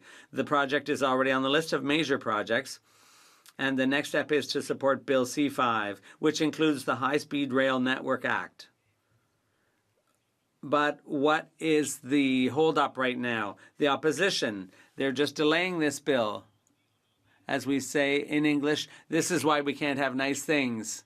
Mr. Speaker, Quebecers and Ontarians have already waited long enough. It's time for the opposition to commit and pass this bill so that we can have our high-speed train quit playing games. For Saskatoon South.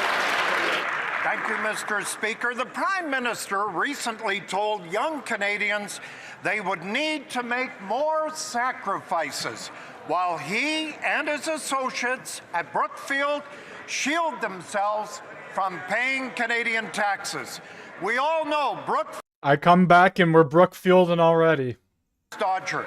As chair of Brookfield, the Prime Minister helped the company avoid $6.5 billion through offshore tax havens. This Prime Minister, we all know, tabled the most expensive budget in Canadian history outside of COVID, ballooning the budget to unprecedented highs. We are left with higher taxes, slower growth, and generational debt. Canadians are lining up at the food banks in record numbers, 23,000 in my city. The Prime Minister needs to come clean. Is he here to serve Canadians or Brookfield and his friends? The honourable member for Whitby. Mr. Speaker, residents in Whitby, like communities across Canada, expect Parliament to pass the Budget Implementation Act. Why? Because it delivers the generational investments that they've been asking for. That means parties opposite need to stop the procedural delays and stop blocking affordable housing, healthcare, and housing infrastructure that Canadians rely on. This budget bill advances the top priorities in my riding: affordable housing, our waterfront redevelopment, and long overdue improvements to healthcare. It helps build the healthcare infrastructure families need so they can get the care closer to home and shorten wait times. In Durham, that means real progress on the Whitby Hospital, on our hospice in Whitby, and members opposite have already voted against $5 billion in healthcare infrastructure funding. The Build Community Strong Fund and Build Canada Homes will help municipalities rapidly increase housing supply. For Whitby, that unlocks over 11,000 new units at our waterfront. Mr. Speaker, The honourable member for Edmonton Gateway. Mr. Speaker, a pipeline to the Pacific is absolutely necessary to unlock Canada's energy potential, moving 1 million barrels a day to Asia at world prices, creating good-paying Canadian jobs, boosting take-home pay, and strengthening a truly self-reliant economy. That's why Conservatives introduced a motion which uses the same language as the Liberals' own MOU with Alberta. But the Liberal caucus is divided, with the Prime Minister himself claiming that the pipeline must have BC consent. The Prime Minister is saying one thing to Alberta and another thing to British Columbia. Let's be clear, Mr. Speaker. Under the Constitution, only the federal government has authority over inter-provincial pipelines. The only thing standing in the way is Liberal delay. Will the government vote for our motion to approve a pipeline to the Pacific, just like the Prime Minister promised in that MOU? The honourable member for London West. Conservatives love to ask the same questions over and over again about supporting Canadians with disabilities. They hold press conferences, repeat the same slogans, pretend to care, Mr. Speaker, but when it's time to actually remove the barriers and deliver supports that Canadians actually need, what do, Mr. Speaker? They delay. Budget 2025 delivers actions. We're breaking down the red tape that blocks access to Canada Disability Benefit. We're investing $115 million, Mr. Speaker, to lower barriers and provide a one-time supplemental payment for every disability tax credit certification or recertification that opens the doors to benefit. Mr. Speaker, that's more than 6 million Canadians with disabilities that should not need a lawyer to access support. And that's why we're simplifying the disability tax credit process. As promised in the fall economic statement, the benefit will exempt from the taxable income because support should actually mean support. Conservatives cannot claim to stand with Canadians with disabilities while they're voting to keep these barriers exactly where they are. So the question is simple, Mr. Speaker. Would they pass Bill C-15 or keep... The honourable member for Foothills. Canadians Canadians to judge him by their experience at the grocery store. Well, what Canadians see on the shelves now is Liberal failure. The food price report confirms what Canadians already know. Food prices are out of control and they're going to get worse. In 2015, when the Liberals took office, the average weekly food bill was about $160. In a decade, it has doubled to $360. That's $17,500 to feed a family of 4 in Canada. That is unbelievable. And the food price report told Canadians it's going to get worse. The largest increase ever, another $1,000 a year for a family of 4. Instead of lowering prices, the Liberals are piling on taxes, making it more expensive to grow food, transport food, and buy the food. Food inflation in Canada is 50% higher than the Liberals' own target. It's rising 48% higher in Canada than it is in the United States. It's time to end the misery. Will they not end their taxes and their hidden taxes on food so Canadians can afford Christmas dinner? The honourable member for Winnipeg North. Thank you, Mr. Speaker. The Conservative Party of Canada, in particular the leader of the Conservative Party, just doesn't get it. No, it's about building Canada strong, Mr. Speaker. The budget is there. The support is there for Canadians. Oh, boy. And while every Liberal member of Parliament and the Prime Minister is focused on building Canada strong, we get the Conservative Party solely focused on the party's best interest. It's time that they put Canadians' interests first, Mr. Speaker, and that means allowing legislation to pass. That's right. Bail reform legislation. That's right. Budget legislation. That's right. There's only one thing standing in the way of its passage. It's the Conservative Party of Canada and the leader of the Conservative Party. Get off their back ends and get to work.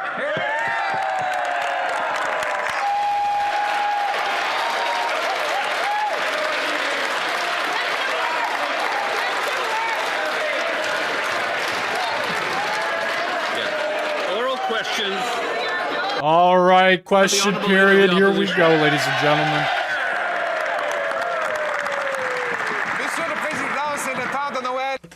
Mr. Speaker, Christmas is around the corner, but the Liberals are already acting like the Grinch.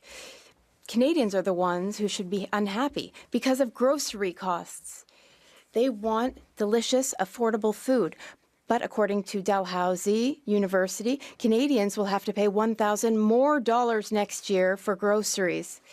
So it'll be a total of $17,600 a year, and all because of this government's inflationary taxes and deficits. Why is this Liberal government forcing Canadians to feed a big, big government rather than feeding their families? The Honourable Minister of Finance. Mr. Speaker, I know that it's Monday and my colleagues seem happy, yet the Leader of the Opposition seems to be dreaming. He's talking about an imaginary tax. Canadians know better, Mr. Speaker. There's good news in our budget. Our major measure in this budget is a tax break for 22 million Canadians, Mr. Speaker. These measures will help Canada grow. We will grow more jobs. We will grow our economy. I hope the Conservatives are going to wake up before Christmas and vote for our budget, Mr. Speaker. Mr. Speaker, this Christmas, the Prime Minister is the Grinch of the grocery store. According to Dalhousie University, the cost of groceries will be up $1,000 in 2026 for a total of $17,600 just to feed a family of 4. The Liberal Grinch, who brings in an industrial carbon tax on the farm equipment, fertilizer, and food processors. The Liberal Grinch with a food packaging tax. The Liberal Grinch with a $78 billion inflationary deficit. Will he get rid of all of these hidden grocery taxes so Canadians can feed themselves at Christmas? The Honourable Minister of Finance. Mr. Speaker, it's Monday and we have good news. Canadians knows it. It's all in the budget, Mr. Speaker. There's a lot of good news.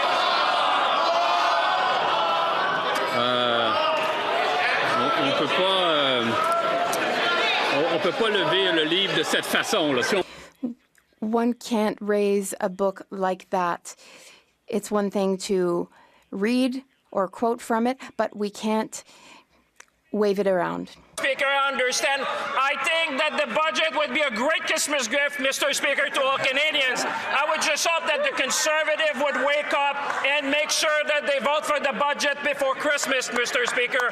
We're going to build our nation. We're going to create jobs. We're going to build housing. We're going to create infrastructure. Mr. Speaker, this is the best gift they can give to Canadians. I just hope they'll do the right thing for them. The Honourable Leader of the Opposition.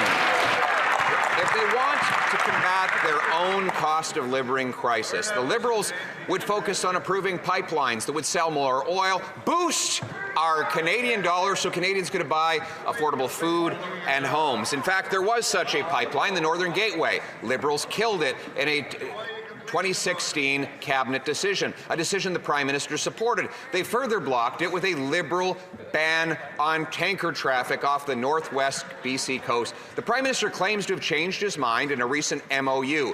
So will he be able to change the minds of fellow Liberals and vote for his own MOU and allow a pipeline to the Pacific? The Honourable Minister of Natural Resources. Mr. Speaker, it's a sad day because the Conservatives are divided. The Conservative premiers across this country support this MOU in its entirety. The Leader of the Opposition is seeking to divide this country, and we can see through that cynical tactic. The MOU is about building a strong country. It's about doing it in an environmentally responsible way in partnership with Indigenous peoples. It would be great if the opposition joined all the other... I think they have the volume turned up in the House because, my God, everybody is loud. The Honourable Leader of the Opposition. Mr. Speaker, that's exactly what we're trying to do. In the spirit of Christmas, I decided to take a great act of generosity and lift the words right out of the Prime Minister's MOU in order to support a pipeline to the Pacific and a repeal or an overriding of the Liberal tanker ban. Now, of course, it would mean Liberals would have to admit they were wrong to block that pipeline. They were wrong about the tanker ban. Will, in the spirit of Christmas, Liberals admit they were wrong, vote for their own wording, approve a pipeline, and get rid of the tanker ban? The Honourable Minister of Natural Resources. Mr. Speaker, in the spirit of Christmas, I'd invite the Leader of the Opposition not to cherry-pick parts of the MOU, but to support the entire MOU, which is what all of the Conservative premiers across this country are doing, which is what this side is doing. It's how we will build strong. Stop being cynical and build this country with us. The Honourable Leader of the Opposition. Speaker, I think the only division here is that the Prime Minister is divided against himself. The Prime Minister opposed the pipeline to the Pacific. Now he claims he supports it. He supported the tanker ban. Now he claims he opposed it. Mr. Speaker, this is the Prime Minister who said he wanted to keep half of our oil in the ground, and now he pretends to have changed his mind. He signed an MOU. He says one thing in BC, the opposite in Alberta, and here in the House of Commons he hides under his desk. Why would the Prime Minister stand up, take a position, and announce that he's voting in favor of his MOU language to build a pipeline? The Honourable Minister of Natural Resources. Speaker, the Premier of Alberta supports the entire MOU. The Premier of Saskatchewan supports the entire MOU. The Premier of Ontario supports the entire MOU. It would be great if the Conservatives would join us in supporting the entire MOU and building this country strong. The Honourable Leader of the Opposition. I think the minister is suggesting that there are parts of his own MOU that he does not support.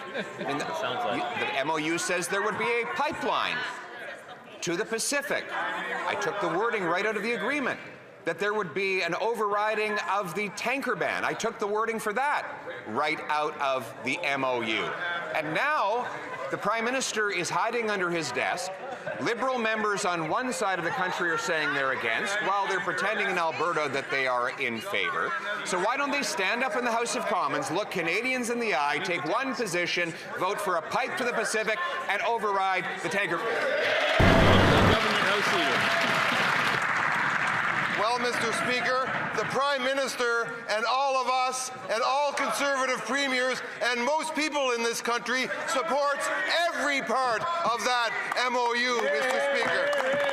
What's more, the Leader of the Opposition stands in his place and says to the people of Alberta, you know what?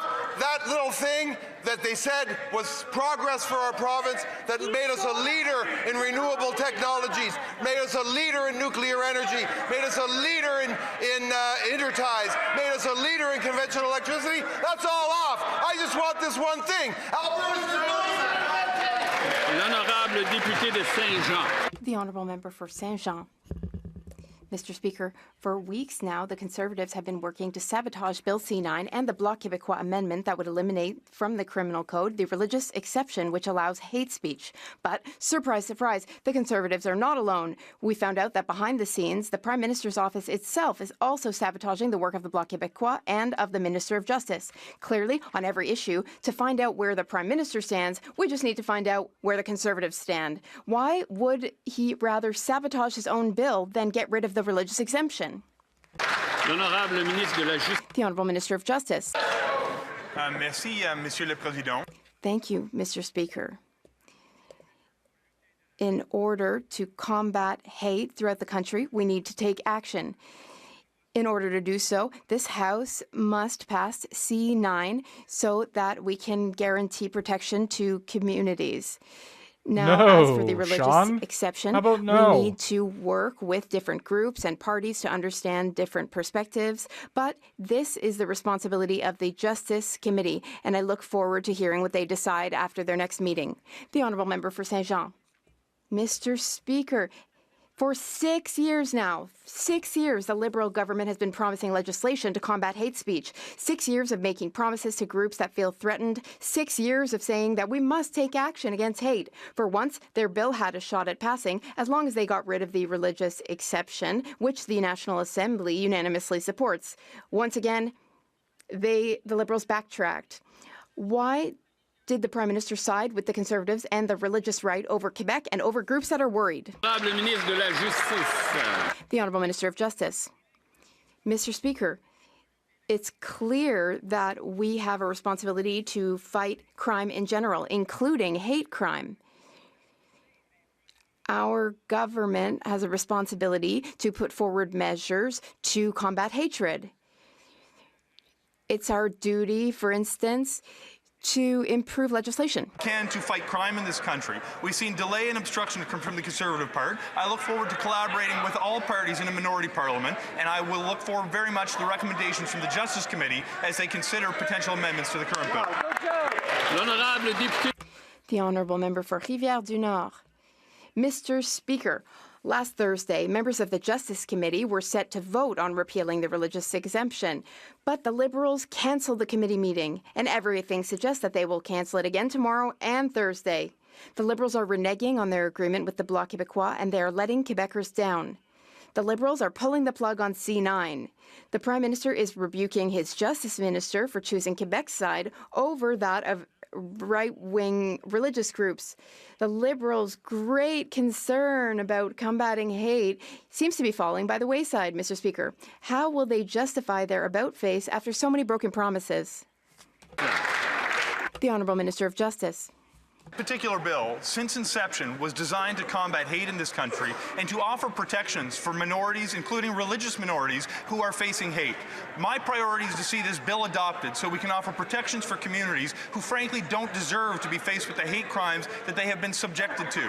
That's going to require that we collaborate with different parties who have different points of view. I thank my colleague for the conversations that we've been able to share. I look forward to seeing the decision that's going to be taken, not by an individual minister, but by the Justice Committee as they consider potential amendments going forward. I very much look forward to see the results of those deliberations, and I hope we can see the swift adoption of this bill.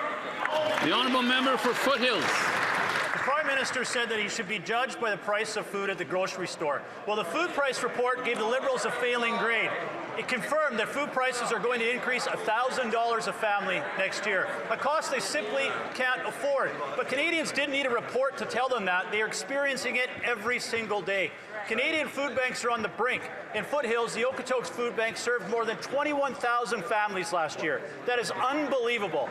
Why is the Prime Minister forcing Canadians to food banks instead of reducing taxes on farmers, fuel, and food? The Honourable Minister of Jobs and Families. The opposition party likes to talk about farmers, but let's talk about what farmers were going through last year. 66% of agricultural land in Canada was experiencing drought, extreme drought, Mr. Speaker, which drove up prices of beef. And not only that, Mr. Speaker, all across the world, prices for imports like coffee and tea and cocoa and strawberries and oranges went up as a result of climate change, Mr. Speaker. We focus on the things we can control, and you know what we can control? Putting more money in the pockets of Canadians. Why won't they get on board? The Honourable Member for But all you've done is take money from This Canadians. didn't happen yesterday. A decade ago, when the Liberals took office, the average weekly food bill God, they was literally about make no $160 sense. a week. A decade later, it has doubled to $340 a week. That's $17,500 to feed a family of 4. That is unbelievable in a country like Canada. And our Canadian food banks can't manage the load. And these aren't just strangers. These are friends, families, co-workers, neighbors, all relying on food banks. Why is the Prime Minister sticking to his ideology, increasing taxes to grow the food, transport the food, and buy the food, instead of lowering those taxes so Canadians... The Honourable Minister of Jobs and Families. Focused on imaginary taxes. We're focused on what actually helps Canadians. And you know what helps Canadians, Mr. Speaker? More money in their pockets. A decade ago, the Canada Child Benefit was worth up to $6,000. It's now worth up to $7,200, Mr. Speaker. It's kept pace with inflation. It's made sure that families have what they need to buy those children the food they need. And Mr. Speaker, we haven't stopped there. Everything we do is focused on making sure Canadians can weather the tides, no matter their good times or bad. The Honourable Member for Brantford, Brant South, Six Nations. This Prime Minister told Canadians he should be judged by prices at the grocery store. Well, the results are in, and the Liberals have failed. In my community of Brantford, City Council declared a food insecurity emergency.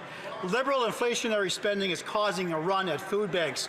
Grocery bills have doubled, and the outlook for 2026 is even worse. After all this damage, will these Liberals finally admit that their taxes and reckless spending cause this crisis and scrap them now before even more Canadians go hungry? The Honourable Minister of Agriculture and Agri-Food. Thank you, Mr. Speaker. Mr. Speaker, let's drill down into the report everybody seems to be talking about. Let's quote, food prices are influenced by a variety of global factors, including climate change, geopolitical conflicts, input and energy costs, food distribution, food processing, and regulations. Mr. Speaker, it's not the Liberal Party. It's what's happening around the world, everywhere around the world. Let's get serious about this and help Canadians. The Honourable Member for Brantford, Brant South, Six Nations. Canadians are tired of excuses. They want groceries they can afford. 100%. On the food price report, they put it bluntly, if 2025 was difficult for Canadian households, 2026 won't be easier. After the most expensive Prime Minister in Canadian history has already shattered household budgets and forced families into desperation, Canadians are now being told the pain will only deepen. Will the Prime Minister commit today, yes or no, to scrapping the industrial carbon tax and the fuel tax on food production, or will he keep choosing ideology over empty stomachs? The Honourable Minister. Mr. Speaker, we've already gone down this path. Canadian Climate Institute has come out and said that it is non-negligible in the price of food. The industrial carbon tax is 0.008. Mr. Speaker, we know definitely well that that's not the case. There's other factors in the world that are taking place. A geopolitical trade war, climate change, drought in the prairie provinces. These are all adding to the rise in cost of food, Mr. Speaker. They know that, so let's get on board and treat Canadians fair. The Honourable Member for Cambridge. Mr. Speaker, no one expected the verdict to be this tragic when judging the Prime Minister by prices at the grocery store. I heard from an 82-year-old woman who was forced to leave her hometown of Cambridge and her family just to afford groceries and rent. And Lacey, a single mom from Cambridge, told local media she spends her days asking, where's the sale? Clipping coupons and skipping meals just to feed her son. This is the reality for thousands of Canadians. Families are forced to buy whatever they can afford, not what's healthy or good for them, if they eat at all. So when so many families, seniors and working adults are going hungry, how can this government possibly justify any more inflationary taxes? The Honourable Secretary of State for Financial Institutions. Mr. Speaker, That leader's heart was 2 sizes too small when it comes to delivering affordability for Canadians. We cut taxes for 22 million Canadians. We cut the tax for first-time homebuyers. We are continuing to deliver on affordability, school food program, personal service support, tax credit. Mr. Speaker, on this side of the House, we're focused on affordability. It's time for that leader to let the light in, let his heart grow, join us in delivering affordability for Canadians. Thank you, Mr. Speaker.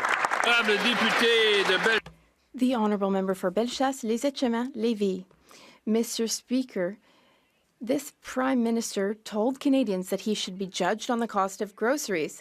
Well, I hope he has a good lawyer because the verdict is brutal. According to Le Journal de Montréal, 36% of Quebecers are experiencing food insecurity. What's most tragic in all this is that 41% of them are employed. Hunger is hitting so hard that Quebec food banks responded to, get this, a record 3.1 million requests in 1 month. When will the Lee's Liberals finally stop their inflationary spending so that Canadians can feed themselves properly, Mr. Speaker?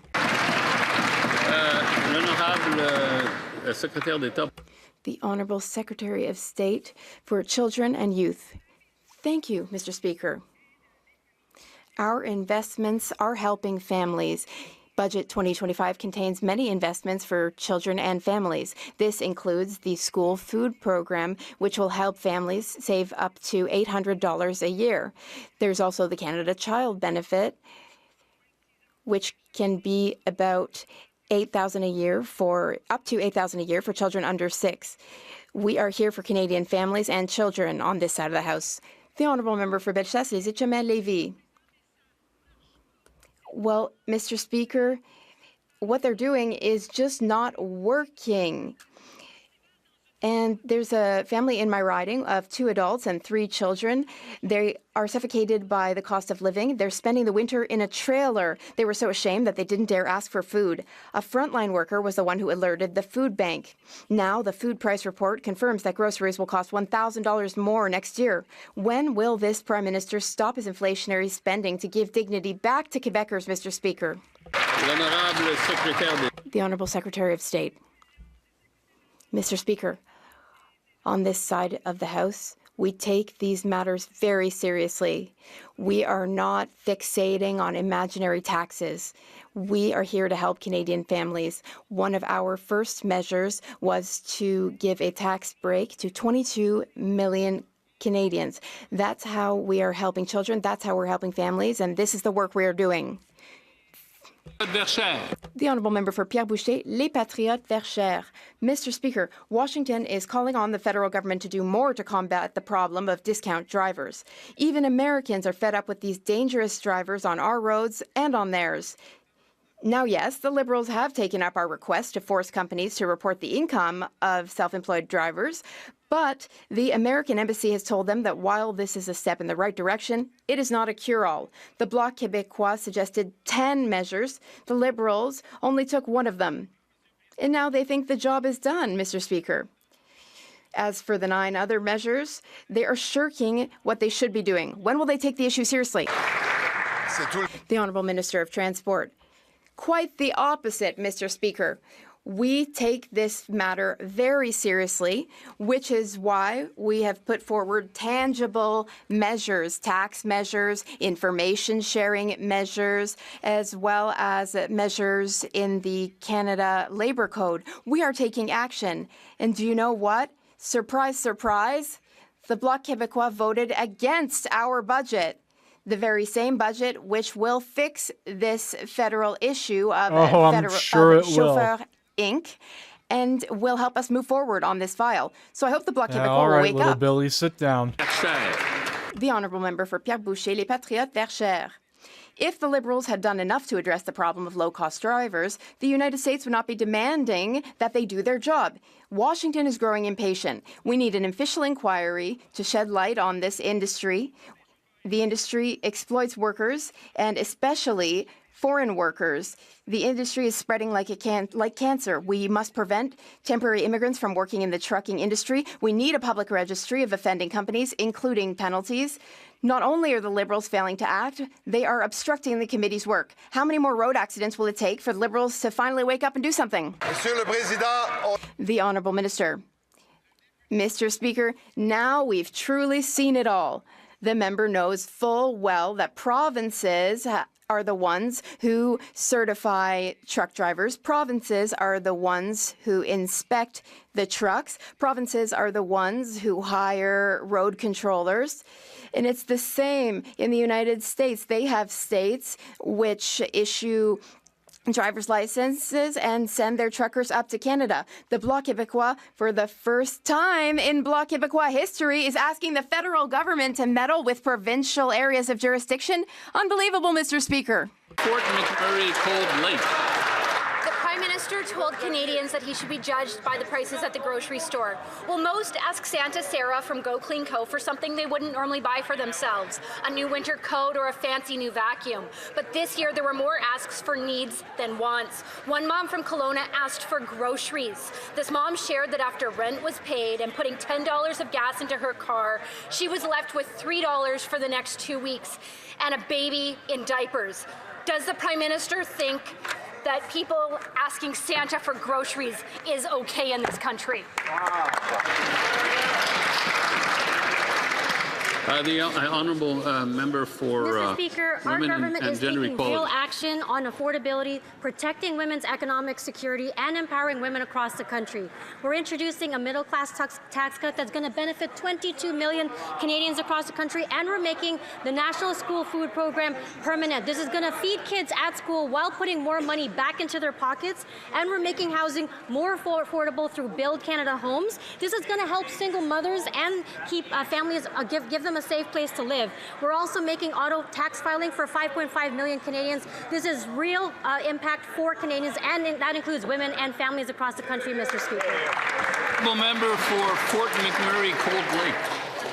Liberal food inflation is crippling Canadian families. The Prime Minister told Canadians to judge him at the price at the grocery store, and he's failing. More and more Canadians are relying on charity simply to make ends meet. 33% of food bank users are children, and infant formula is in high demand at food banks, which is no surprise. A container now costs nearly $50, up 84% in the last 8 years. Does the Prime Minister care that feeding babies has become a daily struggle for Canadian families? Yes or no? The Honourable Minister. Mr. Speaker, my heart goes out to parents facing challenges, and we care about families. So while Conservatives amplify panic instead of offering a single solution, the evidence is clear. Research from the C.D. Howe Institute confirms that the Canada Child Benefit is one of the most effective tools we have to reduce child poverty and help families afford essentials. Let's be honest, Mr. Speaker, Conservatives voted against this. They voted against it then. They voted against supports now for families and children. Mr. Speaker, and their actions speak louder for themselves, Mr. Speaker. Thank you very much. The honourable member for Newmarket Aurora. The Prime Minister once said that the grocery aisle would be his report card. Well, today in that aisle is a mother standing still, staring at the price of baby formula that has gone up 84%. She does the math in her head and wonders what she's going to cut next, because feeding her baby is not optional. Under these Liberals, even that has become a source of fear and anxiety. Their policies have driven up the cost of growing, shipping, and selling the food. When will this Liberal government stop piling on taxes and stop their inflationary spending and let mothers afford the formula their babies need to thrive? The Honourable Minister of Jobs and Family. Speaker, while the opposition focuses on imaginary taxes, we're focused on real supports for Canadians. And that includes, Mr. Speaker, a Canada Child Benefit that keeps up with inflation, seniors benefits that keep up with inflation, a dental care plan that allows for Canadians to get their teeth fixed for God's sake, Mr. Speaker, something that these Conservatives vote against time and again. I ask myself, Mr. Speaker, what support for Canadian would they actually vote for? Because for them, it's sink or swim. The honourable member for Brandon Souris. The Prime Minister told Canadians he would be judged by the cost of groceries. Well, the 60,000 Manitobans who are lined up at food banks each month have judged him. They judged him based on grocery prices that they haven't come down. They judged him because even though they are working multiple jobs, they aren't able to put food on their own tables. They have done everything right, and this Prime Minister has failed them. So the question is very simple. When will these Liberals end their inflationary spending and taxes so Canadians can afford to put food on their own kitchen tables again? Yes, sir. The Honourable Secretary of State for Financial Institutions. Mr. Speaker, this is a party that voted against targeting the Canada Child benefit to those that needed it the most. This is a party that voted against dental care for seniors.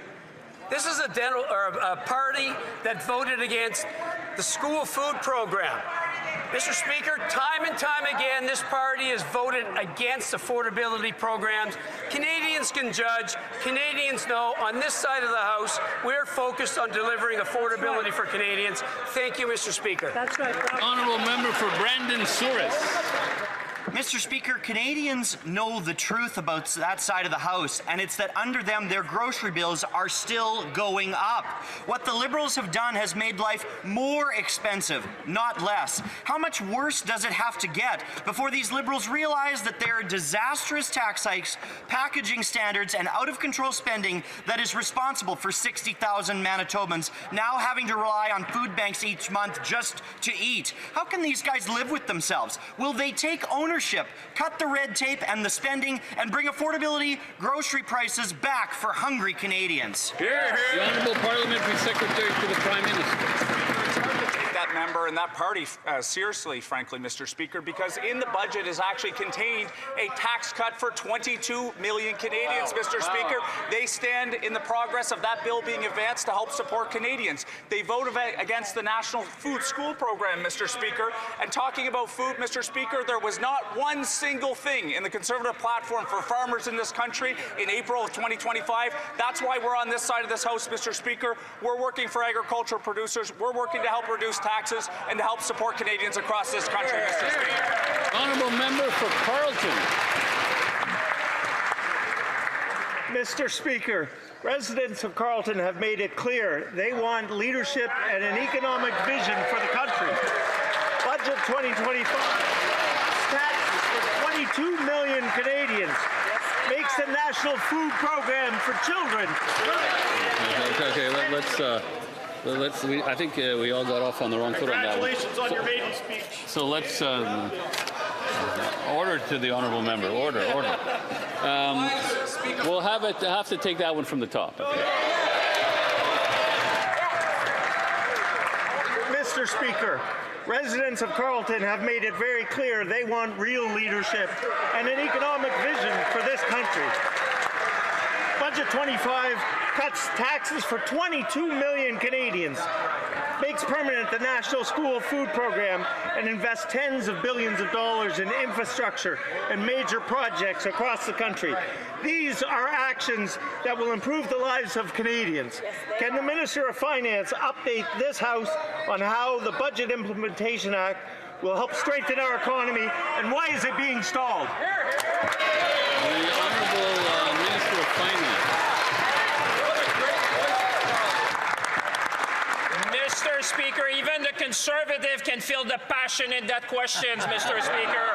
But the people of Carleton will know, Mr. Speaker, that there's I only hate this one guy reason so much. and one reason alone why these key pieces of legislations have not yet been passed, Mr. Speaker. Honestly, listening to him speak is a hate crime. So I hope they do pass C9, and maybe he'll go to prison.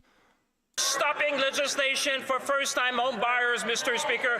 They're stopping the creation of tens of thousands of jobs, Mr. Speaker.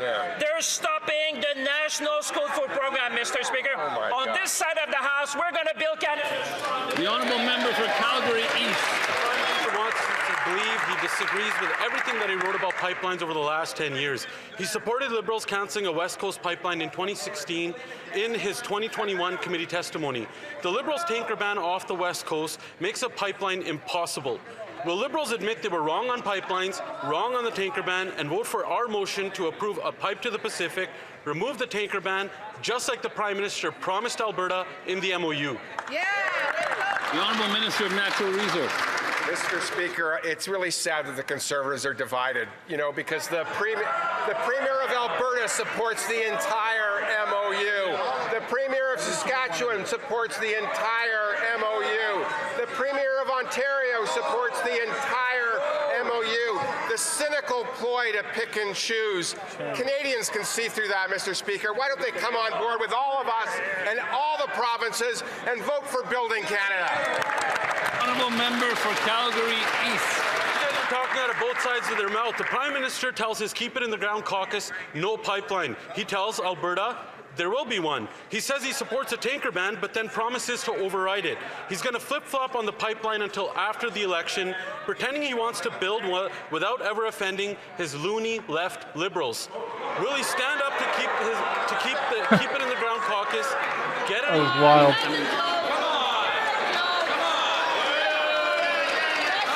Oh, he's not wrong, though. The honourable member wasn't targeting a specific MP on this side, but it still wasn't maybe the nicest language. He may continue. The Prime Minister talks out of both sides of his mouth. He tells the Keep It in the Ground caucus, no pipeline, while promising Albertans there will be. He says he supports a tanker ban, then promises to override it. He's going to flip-flop on the pipeline until after the election, pretending he wants to build. The Honourable Minister of Natural Resources. Mr. Speaker, I would invite the member opposite to read the entire MOU. And then maybe he could join the Premier of his province and support the MOU like all of us and all of the other premiers. Why doesn't he get on board and build Canada strong? The Honourable Member for Leduc-Wetaskiwin. A decade ago, this Liberal government killed the Northern Gateway pipeline, which would have shipped 525,000 barrels of Canadian oil per day to Asian markets. The value of that oil would have been billions coming annually into the Canadian economy. Instead of that economic supercharge, Liberals enacted crushing policies with no environmental benefit while doubling Canada's debt. That Liberal political decision greatly benefited the economies of other oil-producing countries like Saudi Arabia, Iran, Venezuela, and Russia. But what did Canadians get from that sacrifice other than a mountain of new Liberal debt? The Honourable Parliamentary Secretary to the Prime Minister. Mr. Speaker, the Minister has answered that question a number of times already today. What is clear to me is that the Conservative Party doesn't see the need to be investing in our economy. Mr. Speaker, we put forward a plan in the form of a budget, and that budget sees over $50 billion going straight into the community of each and every member of Parliament in this room, Mr. Speaker. It is going to create community centres, recreational centres. It's going to create local infrastructure that is going to benefit Canadian families from coast to coast to coast, and the Conservatives seem to be against everything that is good for Canadians. The Honourable Member for Leduc-Wetaskiwin. Back to the actual topic. The Liberal MP from Victoria defiantly stated that he is, quote, decisively not in support. The Liberal Member of Parliament for Vancouver-Granville has said that it must have BC's consent. The Liberal MP for Fleetwood-Port Kells went further, saying that any pipeline, quote, must have the consent of the Premier of British Columbia. Without support from that one Canadian, he said emphatically, quote, there will be no pipeline. Will the Prime Minister stand up to his Keep It in the Ground caucus, or is his real plan to simply delay any pipeline until after the next election when he can kill it? The Honourable Government House. I don't know if that member's saying that we should be building a pipeline without having partnerships with First Nations over the objections of the democratic and duly elected province and government of British Columbia. I don't know that that's what that member's saying. It seems to be what he's saying. If he could perhaps clarify for this House and for the people of Alberta and British Columbia, that would be very helpful. For our part, we're going to work with British Columbia, we're going to work with First Nations, and we're going to execute this MOU, every part of it, Mr. Speaker. Member for Caribou Prince George. The Prime Minister promised Canadians he would build now and move at unimaginable speeds. He did. But eight months later, all we have is a questionable MOU that punts pipeline proposal down the road. It doesn't create jobs. It doesn't boost the economy. All it does is give Premier Eby another excuse to keep saying over my dead body. The Constitution is clear. BC has no veto. So why are the Liberals stalling? Will the Liberals admit they were wrong and vote for our motion to approve a pipeline like the Prime Minister said he would? It's not going to come. The pipeline's not coming. They don't want to build Speaker, it. this time it's from a member of Parliament from British Columbia. The Member of Parliament from British Columbia wishes to now let it be known that he would stomp all over the duly elected government of the province of British Columbia, stomp all over Indigenous and First Nations involvement in any such advances. The member wants it to be made very clear that there is only one part of that entire MOU that appeals to him. For our part, we like it all, we're working on it all, and we're going to work with others to get it done. The honourable member for Caribou Prince George. We are hemorrhaging jobs at a staggering rate in BC. Over the last 2 weeks, thousands of British Columbians have lost their jobs because of this Prime Minister. The pipeline will create jobs and make our economy self-reliant. We need this. Our nation needs this. Hear, hear. But the Liberals can't get their story straight. One MP says no pipeline without BC's consent, and the member from Victoria says he's decisively not in support. They say one thing to one group and another to another group. How can Canadians take this government seriously when they can't get their story straight and can't get their caucus in line? That's right. The Honourable Government House Leader. Let's talk a little bit about British Columbia, the single province with the most projects of national significance, the most capital investment announced, the largest capital investment in the history of this country announced by my colleague, the Minister of Natural Resources. But if that's not enough, Mr. Speaker, how about 3 straight months of job growth? How about inflation down? How about wages up over the rate of inflation? How about celebrating the economic progress and the successes of this country instead of sitting over there and talking Canada down? The honourable member for Okanagan Lake West, South Kelowna. Told Canadians we would be judged by the prices at the grocery store. And in British Columbia, food bank use is entrenched, with about 1/4 of families food insecure. A family of 4 will pay about $1,000 more for food next year. We know this out-of-touch Prime Minister doesn't do his own shopping, but Canadians still have to pay at the till. Will he admit to BC families that he doesn't know a thing about grocery prices and that under these Liberals, higher bills are the new normal, or will he adopt Conservative ideas to make life more affordable, like cutting inflationary spending and ending the industrial carbon tax? The Honourable Parliamentary Secretary to the Prime Minister. Mr. Speaker, again, it's hard to take that member and that party seriously on the questions when in the platform of April 2025, that member has a lot of farmers in his riding, Mr. Speaker. They're the ones who contribute in this country. Not a single platform commitment from the Conservative Party for farmers in this country, Mr. Speaker. It's hard to take that member opposite when he votes against the National Food School Program, Mr. Speaker. 400,000 Canadians benefit young children in this country. He votes against it. How about tax cuts, Mr. Speaker? That used to be the party that stood for that. They're standing in the way in this House of passing this budget 2025, which is good for Canadians, Mr. Speaker. Also, member for Cloverdale, Langley City. This Prime Minister told Canadians he should be judged by prices at the grocery store. Well, I heard from Amy in Cloverdale. She lives in a household of 2, doesn't have children of her own, and still can't keep up with groceries. When she heard more increases are coming, she wondered if the ultimate goal is to force people to crawl on their hands and knees begging and pleading for relief. For Amy, meat's a luxury, and she's terrified for the future of her 5 nephews. Amy asked me, when will it stop? So when will the Prime Minister finally stop driving up food costs so Canadians can afford to feed themselves? The Honourable Minister of Veterans Affairs. Mr. Speaker, I know the people in British Columbia are concerned about prices, and we are too. We're taking care of them. They want a government that's going to stand with them. That's why we're investing in the National School Food Program to support 400,000 families. That's why we're investing in supports for seniors, and it's why we're investing in supports for families to take care of their children. Mr. Speaker, we're going to stand with British Columbians. We're going to stand with all Canadians and take care of them. The Honourable Member for Kamloops, Shuswap, Central Rockies. This Prime Minister told Canadians he should be judged by prices at the grocery store. Well, food bank visits have increased up to 80% in BC. The Kamloops Food Bank had almost 74,000 business visits last year, and the number keeps growing. Now donations are dropping, and food banks are reducing service areas to remain sustainable, cutting off rural areas from support. When will the Liberals cut their inflationary spending, their industrial carbon tax and their new fuel tax so Canadians can afford to eat. The Honourable Parliamentary Secretary to the Prime Minister. Mr. Speaker, that Conservative member talks about food prices, and yet he voted against making the National School Food Program permanent, Mr. Speaker.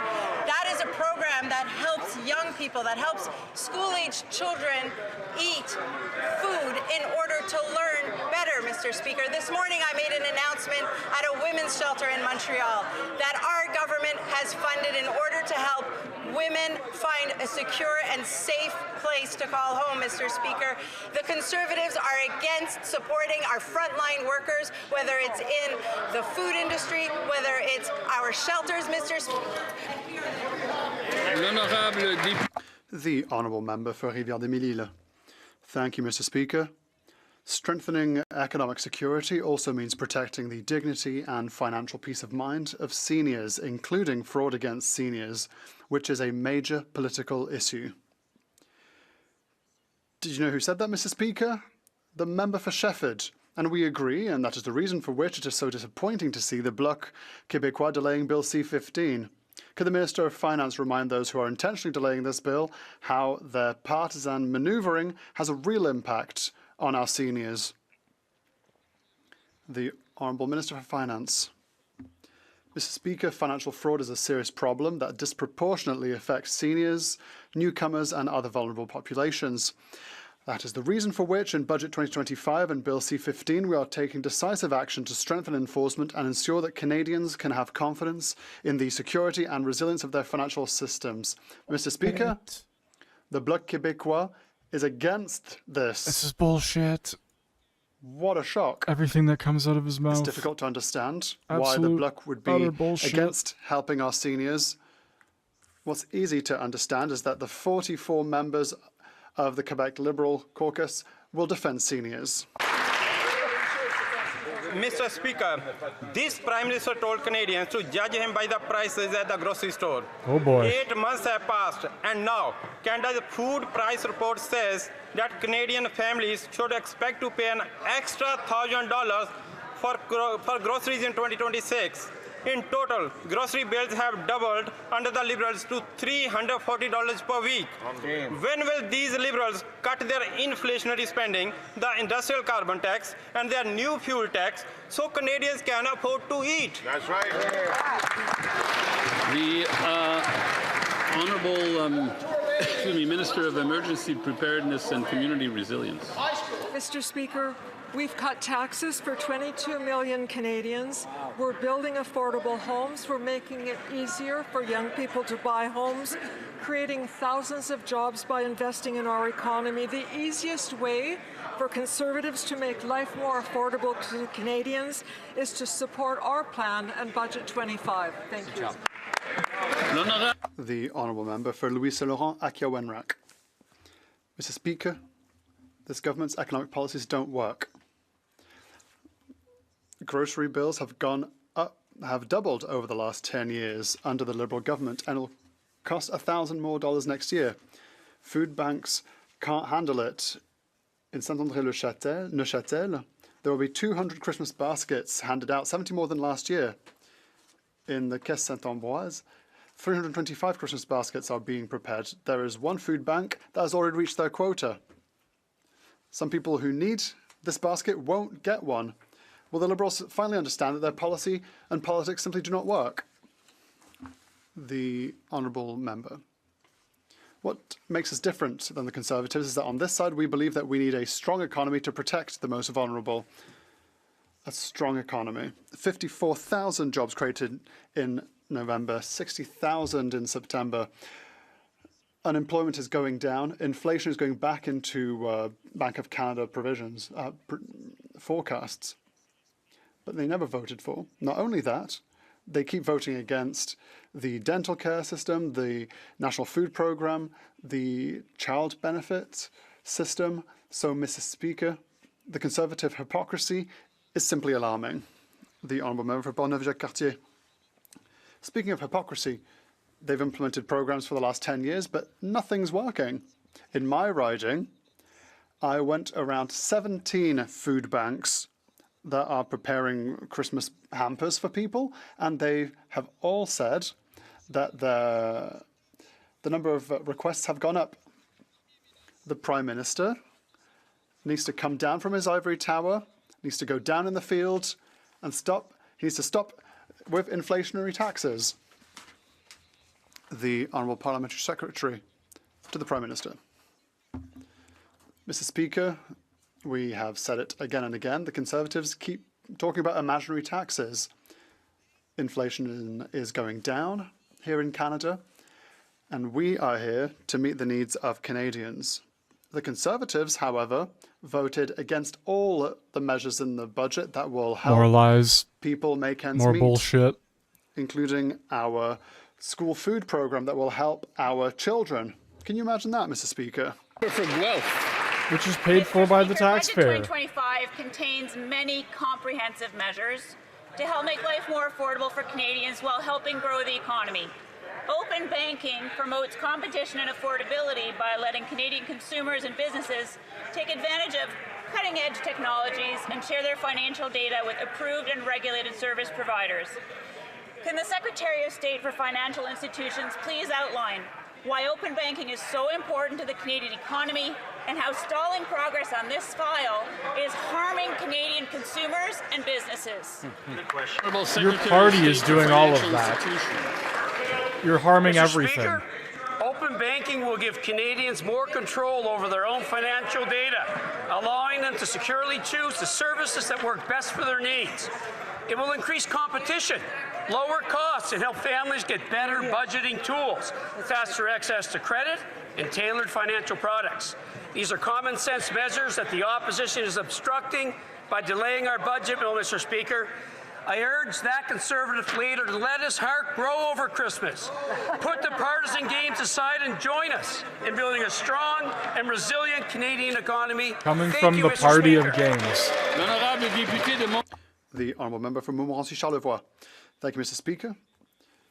In the Conflict of Interest Act, it is clearly noted that ministerial staff, for example, are not allowed to get any gifts or other benefits. The Journal de Montréal stated this morning that 10 people connected to the Liberal Party of Canada received $1,000 each for services rendered during the last leadership race for the current leader of the Liberal Party of Quebec.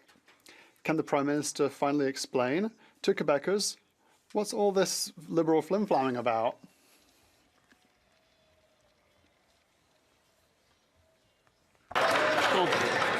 La loi sur les conflits d'intérêts? Loi sur les conflits. The Conflict of Interest Act doesn't apply. Does not apply to the province. This is a federal statute. Est-ce que quelqu'un veut prendre la question? Does anyone want to answer that one? The Leader of the Government in the House. Mr. Speaker,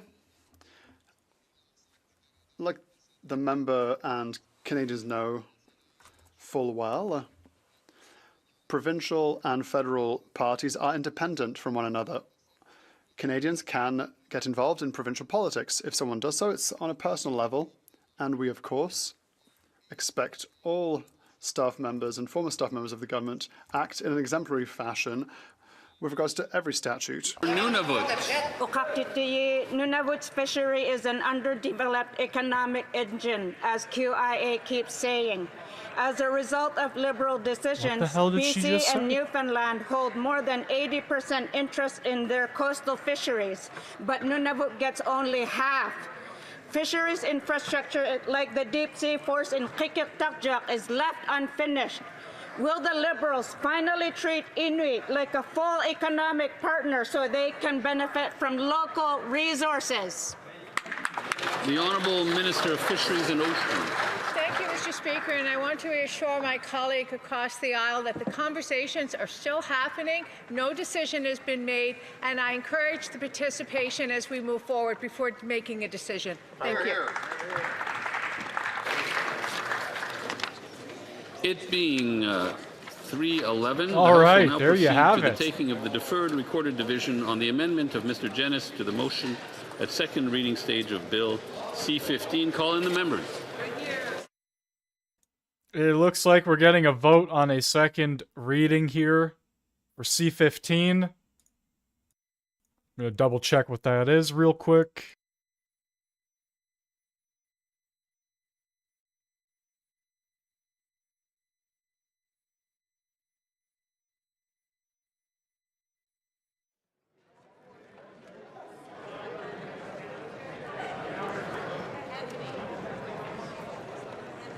Okay, so it is the act to implement certain provisions of the budget tabled in Parliament on November 4th, 2025. This is most likely going to pass. I could only assume, right? It's the second reading of the motion. The Liberals are going to want to vote on that. It's probably going to be a unanimous yes.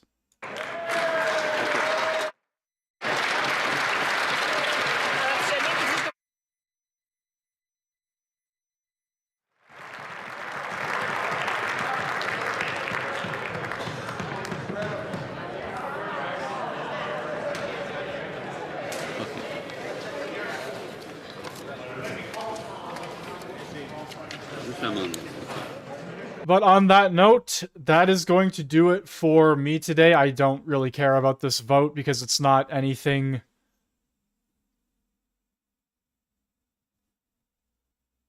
Implement certain provisions of the budget tabled in Parliament on November 4th, 2025 be now read a second time and referred to the Standing Committee on Finance. Mr. Jennis, seconded by Mr. Deltel, moved the following amendment, that the motion be amended by deleting all the words after the word that and substituting the following. The House declined to give... Shall I dispense? No? Okay. The House declined to give second reading to Bill C-15, an act to implement certain provisions of the budget tabled in Parliament on November 4th, 2025, since the bill fails to implement a budget so Canadians can have an affordable life. Oh, never mind. This is not going to pass.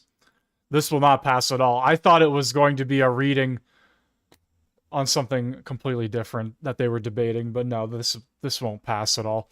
All right. Have a good rest of your day or night, depending on where you are from, ladies and gentlemen. I will be live tomorrow, roughly the same time, for question period and some other things. Have a good one, everyone. Carbon tax on farmers, the food packaging tax that adds billions in costs. Yeah, this 100% isn't going to pass. The Liberals aren't going to vote for this one. To diesel and gasoline for farmers. Le litre au diesel et à l'essence que payent les agriculteurs de mettre fin à la...